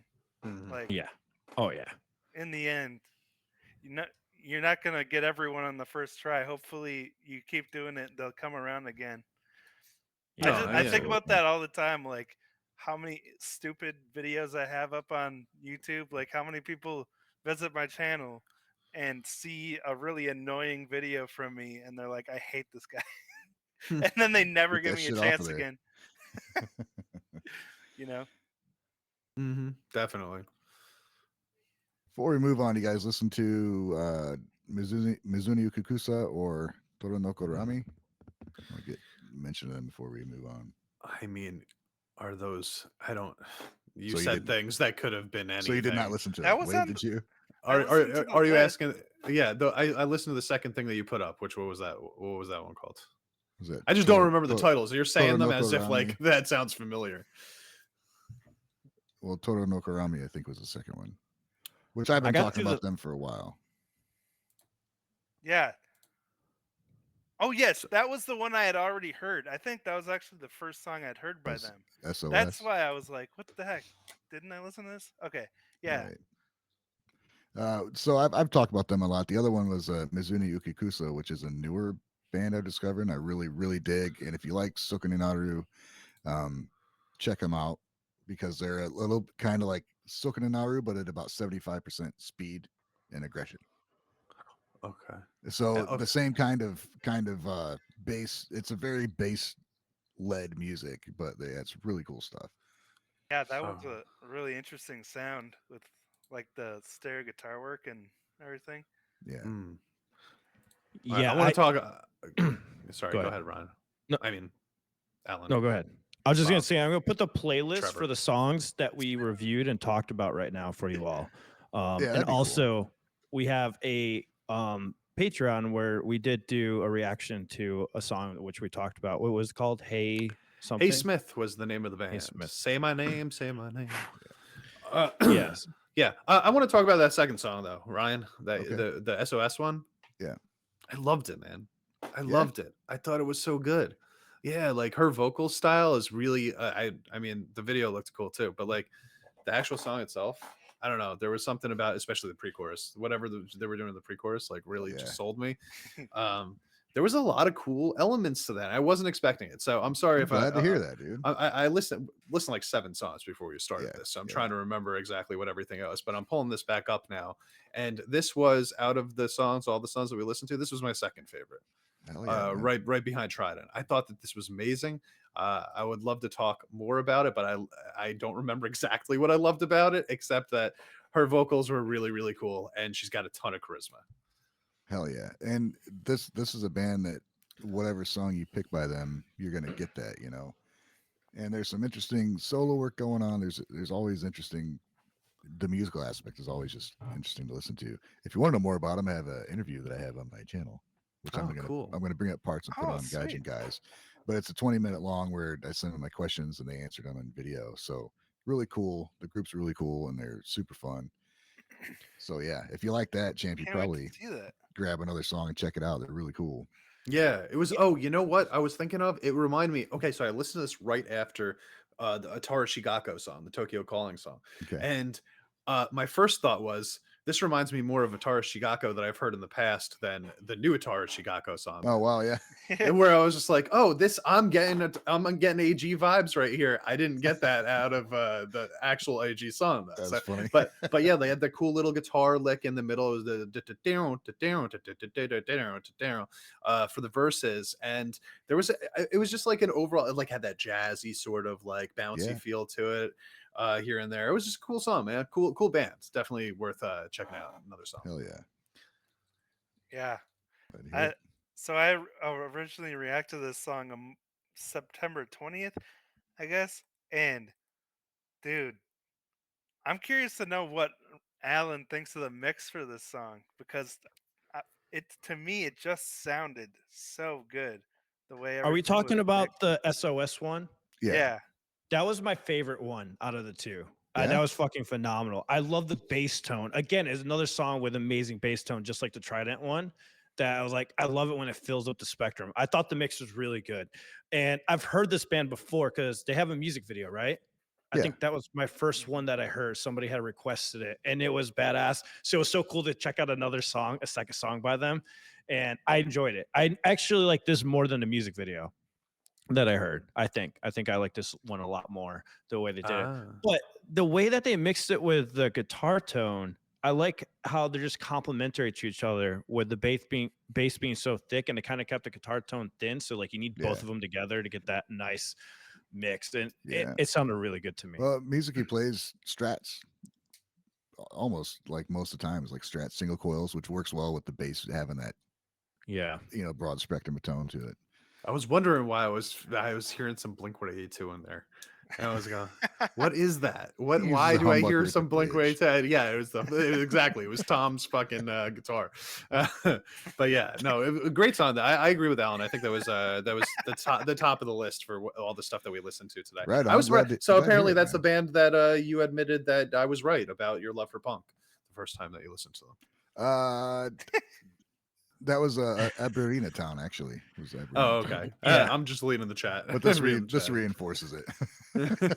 because the more I listen to him, like, oh shit, this is just it's never Well, just because punk. It's it's always a lot more, punky. Yeah. you got to listen to the best in the genre, right? Like, there's always going to be a That. band in a genre that you're not a fan of that's going to be just amazing. Some people just do punk right. Not you know? only that, but like the most popular one is often not the best one, right? So we're kind of like forced into hearing the most popular one first, and you go, "Oh, that's not for me." But if you would have heard the most creative one first instead, Yeah. then maybe you would have liked that genre from the beginning. I think, see. For me, like a good punk song has like amazing bass tone. So like when I hear a song like this, and it's just like a fucking. You get two of them too, by the way. You get a nice, beautiful, distorted, thick bass tone in the beginning, and then in the middle you get that cleaner one, which is fucking awesome. Because I remember like when I discovered AFI when they were a punk band. It was Shut Your Mouth and Open Your Eyes. And I remember like the bass is so fucking good in it. It's like doing leady stuff all throughout the chords. And that's what this kind of reminded me of, like going back to that vibe, but a little less guitar actually, because they let the bass breathe and stuff with the drums and everything. I'm glad you guys dug it, man. Yeah, I I definitely didn't have a chance. I didn't have a chance to check out the second song. I missed it in the playlist for some reason. I'm sorry, Ryan. If you like bass tone, Mizuni Ukikusa is like fucking monstrous bass tone. I think Peter Lim just saw Toronoko Rami like last night or within the last couple of days. He's got a picture of him up on the X, I believe. So I don't know. I don't know if he got a chance to talk to him or not. He got a picture with them, so he at least got to meet him. So I'm a little jealous about. And that's Peter Lim from Main News Network. If you guys are wondering where to find those pictures and stuff, it should be over there, right? Probably. Yeah. All right. Go check it out for yeah, yourself. Man. These guys, these are bands that we all picked a couple songs of music that we really liked out of the last week or whatever, and we just shared them with each other so we can kind of it's stuff. I think some bands that we're really listening to don't get mentioned, or they get mentioned in passing, and you guys can check out this playlist, and I think it's bands that we would all like you guys to check out. Is I think the point. Yeah, and this is like a new segment that we're going to be starting doing. We're just be talking about music and we think about songs a little bit more detail. So I hope you guys enjoyed this. Bandmate news, Ryan. Bandmate news. I know we had Miku letter. I think that's the only thing I got a letter from Miku. So they have one show left on their 10th anniversary tour at Yokohama. The big one, the one we've all been waiting for, and I know there's a lot of people from here going to that show. You bastards! I'm happy for you. So happy for you. So there was a letter for the fans from Miku, and let's see. Finally, the 10th anniversary tour has only one more show left at Yokohama Arena. This tour has been intense, and the days have been fast. Starting it from Kumamoto, my hometown, with 2 hours, with 2 tours in the U.S. in between, and here we are today. They still basically can't believe they're still going to play Yokohama Arena. But then she goes on to say, we are steadily preparing for Yokohama Arena, and the set list is, and she puts a bunch of pose in there, teasing, not telling shows. And there's also po. So, well, it's going to be really tremendous, Okiji. So, what are they going to do? They've dropped 5 new songs for us. 5? Yeah, I've heard some people have been able to hear it already. Yeah, I've heard that too. Somebody not confirmed. Not confirmed. I will say their last playlist they did at Nagoya Diamond Hall, they didn't play Go Easy or Brightest Star. They've been changing up their set list a lot, but they did play Maggie, the new one, and Shambles. Brought back Rockin' Me. What else? There's some other Dilemma, Catharsis, Page. So they went real big into the Conqueror. Their shows, they're really keeping it a lot different show to show. They want each one to be special. That's awesome. Did you say anything? That's probably really else? refreshing for them to be able to just like change it up so much. Yeah, It never gets boring. You just and change it up. frustrating for us. Like, No oh kidding, man. Well, that's why you got to go to every show. All Yeah. right. Yeah, exactly. Don't She's- miss one. She says, "I'm going to deliver the biggest grupo to you all." I mean, has anyone ever said "moi moi" at Yokohama Arena before? Let's all mark this historic moment together. So I'm excited, man. There's got to be some news of. I hope it's an album. I hope it's an album. Dude, I was watching Michelle, the guitarist, just posted her review of one of the California concerts from August, and I Yeah. was just getting so nostalgic and like, man, I want to go to a Bandmate concert. Yeah. It feels like such a long time ago that we did that. Yeah. Wish we could just do it like every weekend. So it seemed like it was happening for a while. Yeah. But yeah, so that's it, man. They got their final big show for their 10th anniversary tour, and I don't think there's a lot of seats left for the Yokohama Arena, so I don't know if it's gonna be sold out. It's gonna be damn close. Hope so. That's Dang. 17,000 people, man. That's Yeah. awesome. All right. I just want to say, guys, with that playlist, that's a good idea. I mentioned that in the chat about posting it. We'll post it in Discord when Wave was so nice and put it together for us, and you can get that listed definitely before the podcast, so you guys can check it out before we talk about it. That'd be pretty cool. It's a good idea. Awesome. Right? All right, top 10. You want to Top 10. talk about HANABIE? Oh shit, we have all the quick news. Sorry, yeah, go quick for it. news. Yeah, go for it. Quick news. So is this a shared? Like, is there two different covers? So the HANABIE part is the back cover, and Okay. Baby Metal is the front cover. That's But it's freaking pretty awesome, badass. dude. Yeah, Yeah, that's really cool. So it's Headbang. Volume 40 has HANABIE and Baby Metal on their covers. That's great. that's Man. fucking awesome. HANABIE Yeah, is- and there's a whole ass interview in there for HANABIE if you wanna read it. They have a lot to say about yeah, it's a what they're- long interview. you know it's a what really long one. what they feel like kicked off their career, like, you know, and like where they're heading in the future and stuff like that. I also find it hilarious that when you translate it, they think that the name of the band is Flower Chill, Yeah. but it's Yeah. worth reading if you really like the band. She has a lot to say. Yeah, that band's gonna blow up, man. Even Yeah. further, they're doing so well. Yeah. They I think of all the bands that I'm aware of, like they've had the most astronomical rise since I started reacting to them. It's all because of you. Yeah, I'm taking 100% credit. I'm just kidding. I think it's me. I think it's Dude, after I started reacting to them. It's both Oh, of yeah. you put Same with together. Atarashii Gakko. They start getting 27 million views after I put a few videos up, you know. Yeah, that makes sense. Or they could just be super talented and catchy. Well, let me ask you, what is the appeal versus the appeal of why is this one specifically catching on more in the West HANABIE?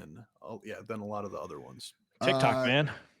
Yeah, well, TikTok, yes, but all the TikTok bands did are it? on TikTok. The question is, why on TikTok is this one succeeding? Well, because it has a lot of anime kind of references to it. You know, a lot of it's like in that culture. Like, there's a huge fan base for kind of that like anime style, and that's what they're being kind of lumped up with. You know, as a band, it's like, oh, this is like. I mean, you could even see it in the fucking shirt designs. You know, it's like I don't know how to explain it. It's like that style that people like or whatnot. But I think would when argue that like Bandmade, for example, does the same thing. Like, in fact, they even had like anime It's- characters for their last music. but video. it's not in the same way that they're promoted. You know, like it's even in their music videos, very out there. You know, like it has a story to it, right? All these music videos and stuff. I think that's why it's going over well in the West. I'm not entirely sure, but I know when talking to Vicky, she's like, it follows, like she said, like the weeb culture is what she told me. Like it, and she thinks that's why it's doing well. Kind of like what happened with Lady Beard and his group. What was the name of it? Fucking can't remember. When Baby they first Beard? came up. Yeah, no, not Baby Beard. His prior thing. Lady Why it Baby? took off. Yeah, why it took off so big in the beginning. Of course, until they like separated and stuff. Kind of like that vibe. Interesting. I don't know. And it's very unique music, though. Out of all the bands that we could say were similar, why is it them that's kind of taken off? Hopefully, they bring a lot more people to a lot of the bands. I think they will. Is there bands similar to them? What would you guys? That's the point I was making my way to, is that they are very unique. I don't think there's. You can point out, oh, it's anime-ish, but other than that, nobody has a vocalist that sounds like Matsuri. Right, Yeah, but are they not all unique? Like, is Gatrix Spin not unique? They are. Well, that's what I'm saying. Like, I feel like all these individual bands are really unique in their own right? But for whatever reason, the HANABIE, they are appealing specifically, and Alan might have a really good point there. It might be the weeb culture that's like really sucking people into it, because Well- they're very colorful, and they've definitely got like anime presence to them. Yeah, and you gotta remember they're getting a young audience. They're attracting a young audience right Yeah, out the gate, yeah. which is the best thing you could do, is attracting Mhm. a young audience, because they're gonna grow up with the band, which is always kind of key, Well, they're always like it's always like a playful demeanor. The clothes they wear, they're not trying to look tough or sexy or whatever. They're just wearing. I mean, I don't know what the fuck they're wearing half the time. It's pretty goofy Yeah. shit. Yeah. But it's You know, but then their performances. I think this tour shit, man, probably got a lot of people got eyes on them, and when and they, Go ahead. yeah, dude, they go heavy. They go freaking heavy. Yep.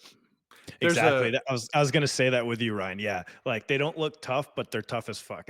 Yeah, yeah. There's a word that gets thrown around on Twitter all the time nowadays that people just absolutely love, and it is the word unserious. And I feel like I'm it serious. really, I mean, it would apply to them. You know what I mean? Like, because as much as like everything that they do is talent driven and heavy and cool, but they also just don't take themselves that seriously, especially in those music Yeah. videos, man. And people want to have some fun when they're listening to music a lot of the time. They don't They're- necessarily want to have to be thinking deep Yeah. about everything. Even when They're their very- messages are deep, they're still having fun with it. Yeah, the videos are great, dude. Their videos are really, really good. I think that's probably a big part. Like with pardon me, I have to go. That video was just clever, man. And some of their like oh gosh, what was the one after that? The one that's playing right now. Be the gal. Yeah, that song, that's a weird fucking song, dude. They're Yeah. all really weird All their song. songs are weird as shit, bro. And then look at this too, because you remember their first blow up was "We Love Sweets." That was like the first video Yeah, that yeah. got reactors onto them. So like their number one video is "Part of Me" with 4.6 million, and then 2.2 million for "We Love Sweets." So there are two songs that like really put them on the map, and it's cool to see that in number 3 we got "Be the Gal" with 1.2 million. That's insane for a weird song like that. Yeah, And it's super catchy too, though. That course is really catchy. it is. But even for them, like just listening to it, like the video I loved immediately. But just Yeah. even compared to their songs, it's just an odd song, which is it's cool to have something that odd be that popular. That's why I'm so connected. That's why I always ask it the question, because it's just like you kind of, when you're trying to show somebody something new or something, you kind of try to meld their world in with yours first, right? Like you crack the window before you throw them all the way outside. And I feel like HANABIE just throws you outside right through that window, right? Like there's no like leaning into it. It's just crazy. So I would expect it to be harder for a lot of people to catch on. But maybe this is just where we are right now, where people just are looking for something that's different, that's Maybe. fun and catchy, but not boring. And that they are not boring. You know what I mean? And like maybe this is just what the world has been waiting for. Maybe it's just the sheer separation of what they look like and what they sound like, dude. When Yeah. Yukina looks like she's a cute with her little cute hat, and then she just rips your goddamn face off with her growls, dude. It's just so awesome. So I agree with that Yeah. in theory, but then I would say that there are like other bands that are like that, right? Like that are There are. like baby metal. I mean, Ooh. like Oh. Yeah, No, but Baby she's Metal's not not screaming. They're not No, but screaming, it's that's no, what's but singing. conceptually speaking, right? Like you see No, the no, no, cute no. girls. Wait, let me finish. You see the cute girls up front, right? They're doing their cute girl thing, but then you get this super heavy ass band in the background doing heavy ass shit. which So it's the appealed to a same lot sort of of like, people. It's yeah. not the same. It's not the same. It's Well, definitely different. They I'm have not saying it's the same. I'm just saying that conceptually, the idea is there. You're taking something cute. It's kawaii metal. You're taking Yeah. something fucking cute and you're mixing it with something super fucking heavy. But they're not Yeah. the first band that's done that. I mean, Nemophila is cute I as didn't shit say they too. were. I'm just saying it's no, but working. that's not, it's I'm not arguing with you. Okay. I'm No, just what saying I'm in saying- general. with them though. It's the with baby metal, it's the girls up front in the band. With this, it's all in one person. You know what I mean? Right, She's but doing okay, the so screaming. I guess my argument would be like, why isn't like Gatrick Spin, for example, who also does really catchy music and can get really heavy, They're a lot and less they're cute. consistent. They're a lot less consistent That's with their different. sound. It's like a different. Too much Thing I would say variety. with Gotrek Spin, you don't know what the fuck you're gonna get. Like they're a lot less consistent. They're amazing and I love them, but you can't. With Hanabi, you kind of know you're going to get a little bit of what you expect to hear from them in like every song. With Gotrek Spin, they can go way the fuck right, way the fuck left, and you don't. So I think their diversity in their music is what maybe keeps them from getting Hanabie is bigger. easier to follow compared to a Gotrek Spin song. Also, for the younger generation that likes just something that fucking headbang to and just like not really think too much about what's happening, just there to have a good time, like you were saying. Gotrek Spin makes your head spin. Like it's some songs you're like, you gotta sit there and think about it, you know. Okay, so why them over Nemophila? They're just different. It's a Popularity different wise. look. Nemophil's a whole different look. They're an example of a band that's getting big because of they're doing the whole cover marketing and doing their originals, you know. And I think they have a good audience. That's a bad one to compare to because they're doing great. They're also blowing up in their own respect, you know. Hanabi, they utilize the whole TikTok aspect of it too, which you haven't really seen that with Nemophila. Yeah. Well, I was Maybe asking it's just- maybe it's specifically better like, marketing, you know. yeah, I was asking specifically about the West because I think that Nemophila is doing well in their own right, also, but they haven't really It's a different necessarily look though. caught on over here. You gotta remember the anime whole like weeb culture thing is really big in the West, and Nemophil doesn't line up with that like Hanabi does, you know. And like I said, I'm just going based off like just what I know from hanging out with Vicky and doing those conventions and stuff. We were talking about it, and that's what she was mentioning. She's like, it just fits it perfectly. So when they did the TikTok thing, it just blew them up. And Nemophil doesn't do that. It's a whole different thing. You know, Nemophil is going the YouTube route, and which is still working for them also. But TikTok can really make that expedited with the younger crowd. You know, because most of the young crowd is on TikTok. And you know how it is when you're young at school and you're showing all your friends. You know, older people like we're not going to school, meeting up with all of our friends every day to show off the video. You know, I think that has a component with it or whatnot. Sure. Yeah. It's different. I thought Champ was gonna say something back to that. No. I mean, I agree in theory. Like I said, I'm just asking the questions and seeing what you guys have to say about it because I do wonder, like what specifically. Because listen, we're talking about we're getting very specific about it now, right? Like this is the specific reason, right? Like, but like if we're talking in a more general sense, a more wide open sense, like I think that there are other bands out there that are like really talented that are also we're cute but we're also heavy, and the HANABIE has managed to find a very like they've garnered more fans doing that concept quickly than a lot of other ones did. I So just don't think Nemophila is the same concept as Hanabie. I'm not at saying it's all. the same concept, bro. Like That's what you kind of said. I'm not. No, you're No, putting it's these not. things together. I'm not saying that, bro. Like I'm saying that they're both cute girls doing heavy ass music, right? Like that's all I'm saying. And like I think that their specific, their look, Hanabie, I agreed with you. I think that they move more towards that like anime route, where like you're probably right. A lot of people are probably grabbing onto that. It's utilizing a market, and I think Hanabi just did it better. Yeah, and I think that they're being promoted in a different way. like Alan said, like I think Nemophila gets promoted more as like we're a metal band, I guess. But then like I guess I look at like something like Style, right? Like the Style music video, where I feel like that looks kind of like a HANABIE video. Like that could have gotten over just as well if they had promoted themselves the same way that HANABIE did, potentially, because it is, you get the rap flow on there, you could dance to it, it's metal, it's a bunch of cute girls in colorful outfits. Like it's not but that crazy to compare those two. No, but the next song doesn't sound like that. That's where I was kind of going with this. Like HANABIE does seem like they stick more consistently to their sound throughout the course of the album. This goes back to what we were talking about earlier in the podcast, right? Like how much diversity do you have in your own catalog on each album specifically? And maybe HANABIE is sticking closer to their specific sound throughout the course of that album, and that's making it easier for people to grab onto it. Yeah, when you like that song, you go listen to the album and like, yeah, this is in the same wheelhouse. Sure. All right. Okay. What do we Well, got I here? don't freaking know. You don't know? Luna C resurrects legacy with re-recordings of albums Mother and Style.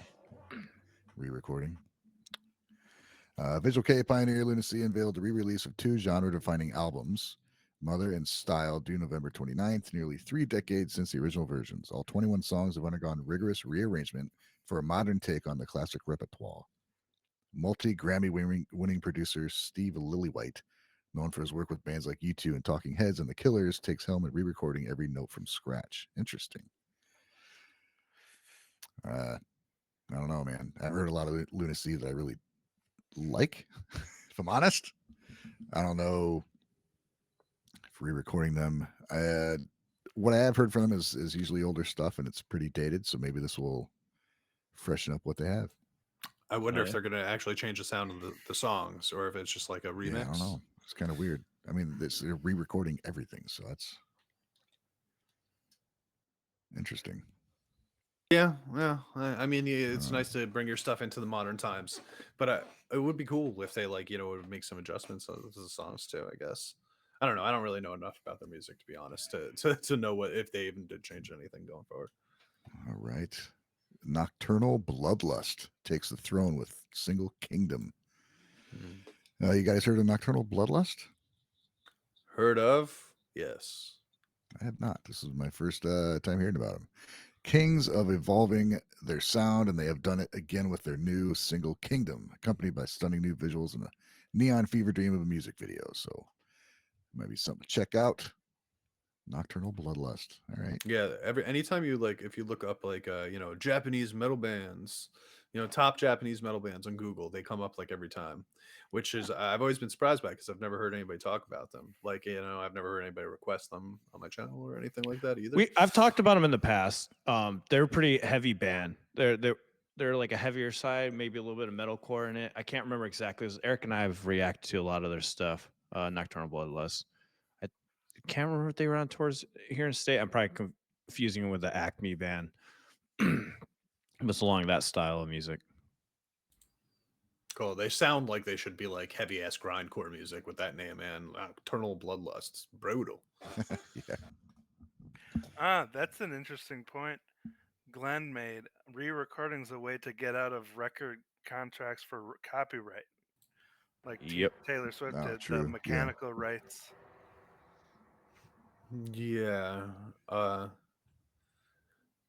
sure that I'm sure that there's more to it than just being able to re-record it and then you own the IP, but I'm sure that that's part of it too. All right. Well, I think the artist will own the song itself, but the labels will own the actual recording. So if you make a new recording, then you own all of it. Right. Because they did the labels didn't own that song to begin with. They only owned that recording that you had originally made. Yeah.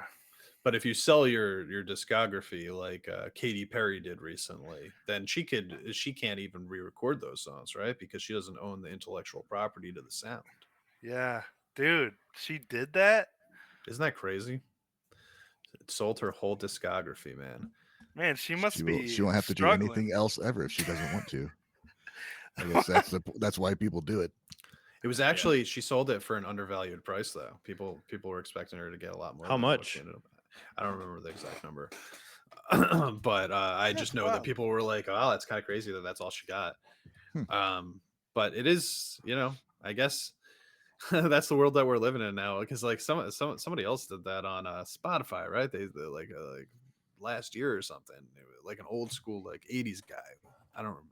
Damn, I wish I could remember this. But people have been selling their entire discographies to these streaming companies and these labels and stuff like that. A lot of And old timers, Neil Young, and I think yeah, Neil Young did, and who else? Did Bob Dylan do it?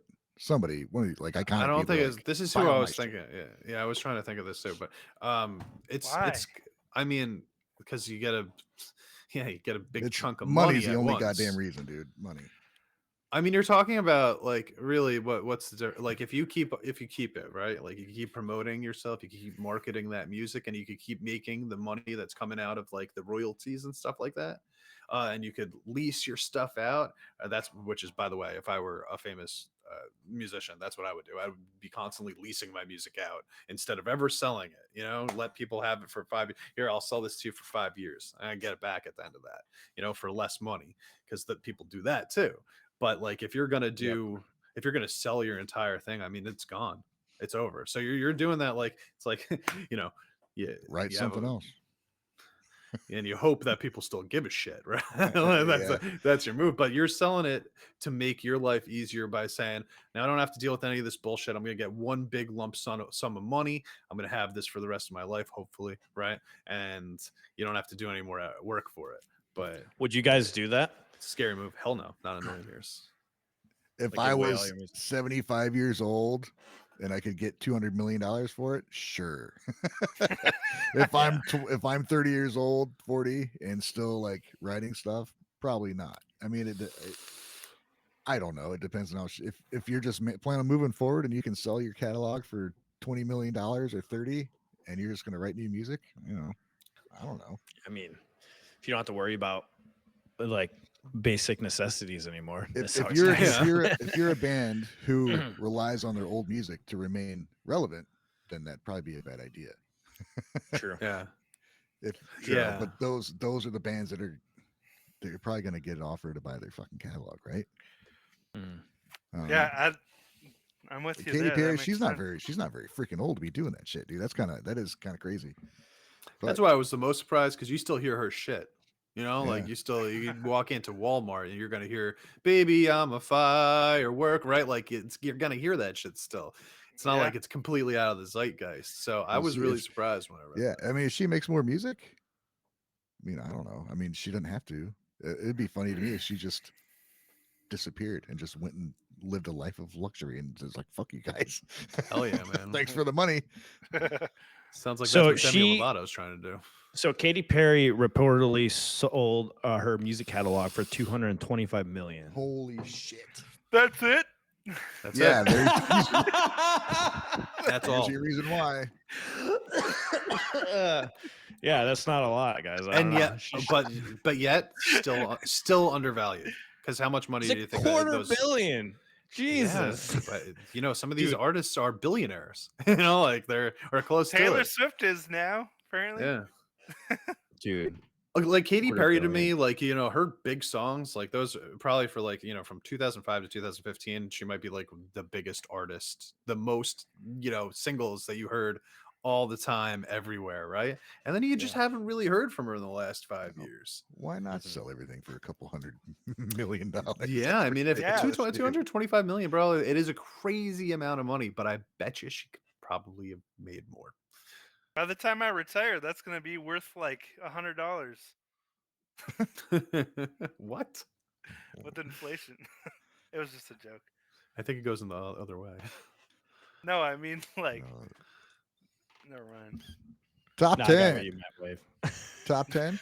Oh, real quick, just another quick news article, just to mention really fast before the top 10. The singer from Bucktick passed away. So What? condolences to his family and everything. He passed away at the age of 57. So very sad. What the heck happened? So cherished vocalist of the beloved rock band Bucktick at the age 57. He left us tragically due to brainstem hemorrhage on October 19th, 2023. So very sad. So best of wishes to his sucks. family. Yeah. R.I.P. His management announced that they have plans for a public remembrance ceremony to take place at a later date. So I'm sure they'll get that information out to you guys. Yeah. Very sad. And this has nothing to do with Japanese music, but since we're on topic, R.I.P. Matthew Perry, Chandler Bing. Yeah. He was That- around the that- same Wait, what? age too. Yeah, Broke dude, my heart that's yesterday. nuts, man. Wait, what the fuck? Are you serious? Yeah. Yeah. Yeah, he died yesterday. It's like 54 From or what? something. He had a heart attack in his jacuzzi and drowned. Oof. Fuck. Oh, I know he had sucks. a pretty rough time there after Friends or during Friends too. But he's one of the funniest people I think I've ever. I loved him, man. His humor was great. I don't know if you've seen the whole 9 yards or not, but Yeah, he's so awesome. funny. Oh, whole 9 yards is hilarious. So funny. He might be the person, Chandler Bing might be like the person that I tried in my teenage years to most sculpt my own personality around. I You know, remember you like I saying was that. like, this is the guy that I want to be like, you know? So yeah, heartbreaking, man. Yeah, you're right. He had such a hard time after Friends, honestly, but it seems like the last few years he was doing way better.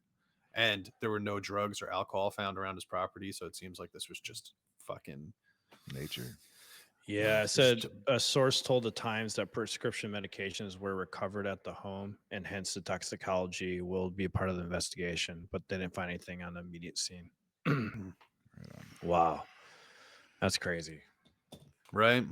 Pretty young. I'm man. going on a Friends marathon right now. I'll tell you that much. Yeah. Yeah, I mean, drugs have like even if you get clean and stuff, you don't know what it's gonna do to you long term down the line. It's always the scariest part. Alcohol too, man. Like you could stop Yep. drinking alcohol and 10 years later your liver will just give up. Yep, the damage to it's permanent. Well, RIP to these legends out here. All right, top 10. Top 10. Top 10. All right. We're coming in right at number 10 here. HANABIE up one to move into the top 10 with Be the Gal early summer version, which I think Hell yeah. was an interview there.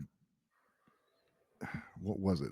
They mentioned why they called it early summer version. And I think just to make people wonder if there's a version 2 or like a different version. And they just didn't have one. They just called it that to make people wonder if there's some other version out there. I love that. I always brilliant. wondered Which is why that awesome. was called that. Just to fuck with people. I love it. It is a very summery song. All Hey, right. half yeah. the battle is just getting people to click. So if you create a little mystery around it, why not? Hell yeah. The hell was that? Good promotion. All right. Down to is Queen Bee at number 9. By Mephisto. Mephisto. Yeah, sorry. Not doing this. Up 2 is East of Eden with Evolve extended version. Up to number 8. Bandmade Shambles climbs up a little bit, one spot to number 7. That's good. Like to see that. Rad Wimps stays at number 6 with Daidan N featuring Zorn. So Passcode stays at number 5 with Groundswell, which I really like. I think we have the wrong top 10. Huh? I think this is the wrong top 10. I have a completely different list. Oh, I'm is- sorry. this- Oh, here, yeah. some of it is Yeah, different. here you go. Here's the right link, Ryan. My bad. I think that's the wrong one. I think that might be my fault. Mhm. But that was Alright. a fun snippet about the interview though. That New I did. top That's 10. really cool. That's still really cool. Here, I can start it off for you while you pull it up. Oh, okay. I got you. You got it. In at number 10, up 3 spots is Sendai Komatsu with Ija Nakai. Naika, sorry. Ija Naika. I'm not familiar with this group. Are you guys? I'm not familiar with this group. It's a Japanese rock band formed in September 2001 as a comedic side project of the visual K band Nightmare. Oh, It okay. consists entirely the same members using aliases with the addition of a programmer. Okay, Okay. right on. The picture looks interesting. It does look interesting. So Sendai Komatsu. Bandmate is down to number 9. Well, that sucks. where is the Just- picture? On the Oh. top 10. There we go. Yeah. Okay, they went down 2. Still in the top 10 though, so that's good. Hey Smith is a new entry, and they come in at number 8. Wow, This was That's our impressive. Patreon song today. Hey. hell yeah, man. Yeah, we did. We just did a video. We all reacted to that before the show. That's why I chose it, because they came out of nowhere and just broke into the top 10. Yeah, man, it's pretty crazy. So they're from Osaka and they formed in 2006. I didn't realize they were an older band. Damn. Wow, same year as They got that Scandal, isn't it? 2006 vibes to them, though. I will say that. They do. Yeah, They do. band from Osaka. Love Osaka. Jiruka is up 5 to number 7 with the song Venom, Hell yeah. Fuck yeah. which Amazing Alan song. loves Song of the year. for some reason. Speaking of blasting you in the face and tearing it off. Okay. Is this about earlier? Well, I don't wait. Why do you guys not like this? It's such No, a we good actually song. did like So it. We heavy. were very confused as to why you didn't like the Pale Dusk song, but you loved this one. Yeah. That's what you wanted to say. It was. you it can was explain yourself. Oh, Yeah, Because it they're was. two You didn't get completely a different chance. songs. They're two completely different songs. Well, every song's a completely different song from the other song that it's. I mean, well, that's why. There, you had the answer in you all along. It was that simple. Number 6, Tomoyasu Hote with song Andromeda featuring Aina the End. Ooh. There you go. That Is looks that like the an one? interesting video. Okay. Ooh. I want to check that out. Oh yes, that was really cool, I love Ina the End. dude. Speaking of which, okay, never mind. We'll finish the top 10 first. Number 5, Wagaki Band, Down 1 with The Beast. They've been hanging around the They've top 5 been for a long time. usurped. Yep. Who's up here? Ave Who took the- Mujika What? is up 1 to number 4. Oh, they swapped. Yep. oh. It's an all-girl band in the Bang Dream franchise. Right on. Cool. Number 3, Maximum the Hormones stays at number 3 with Koi no America. Hell yeah. Number 2, Baby Metal stays at number 2 with Matari, which is a Wait, great this fucking description's song. hilarious for Maximum Hormone. After a multi-year break from releasing full-size content, that's hilarious. Great job, Sim. It's bite size. Nice. I love Release that. date whenever they feel like announcing it. Yeah. Ah.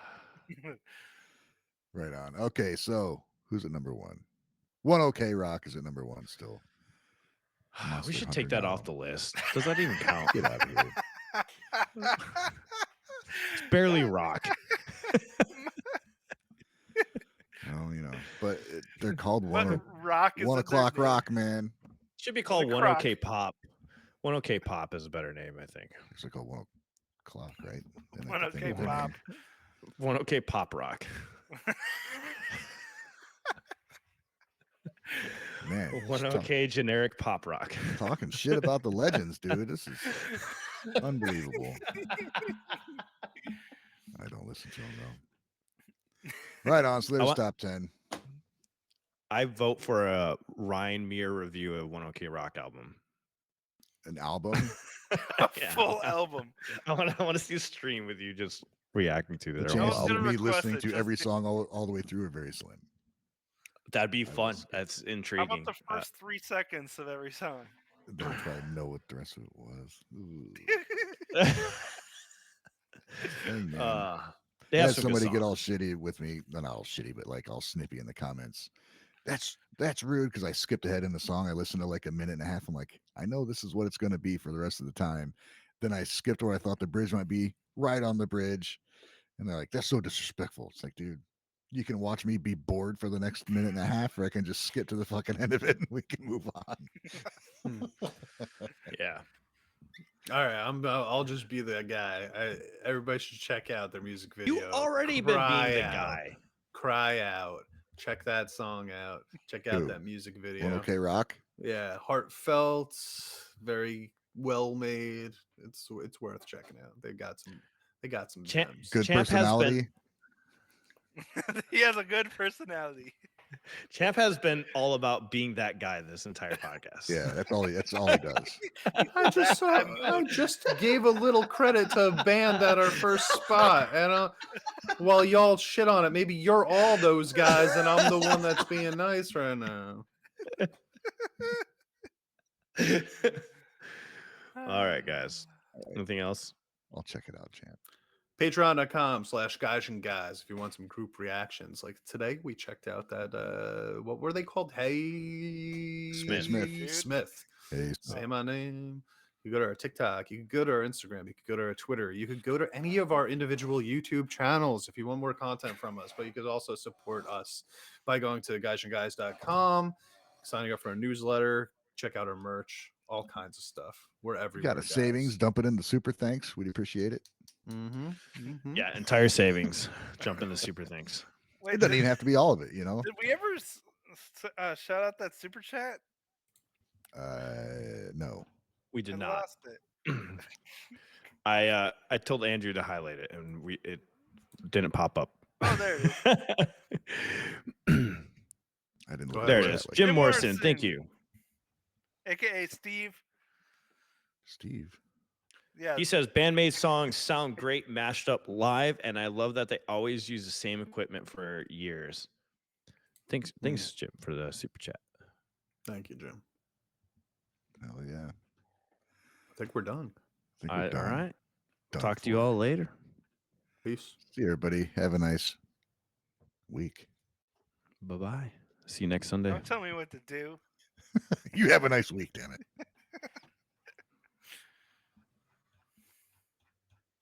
Just look.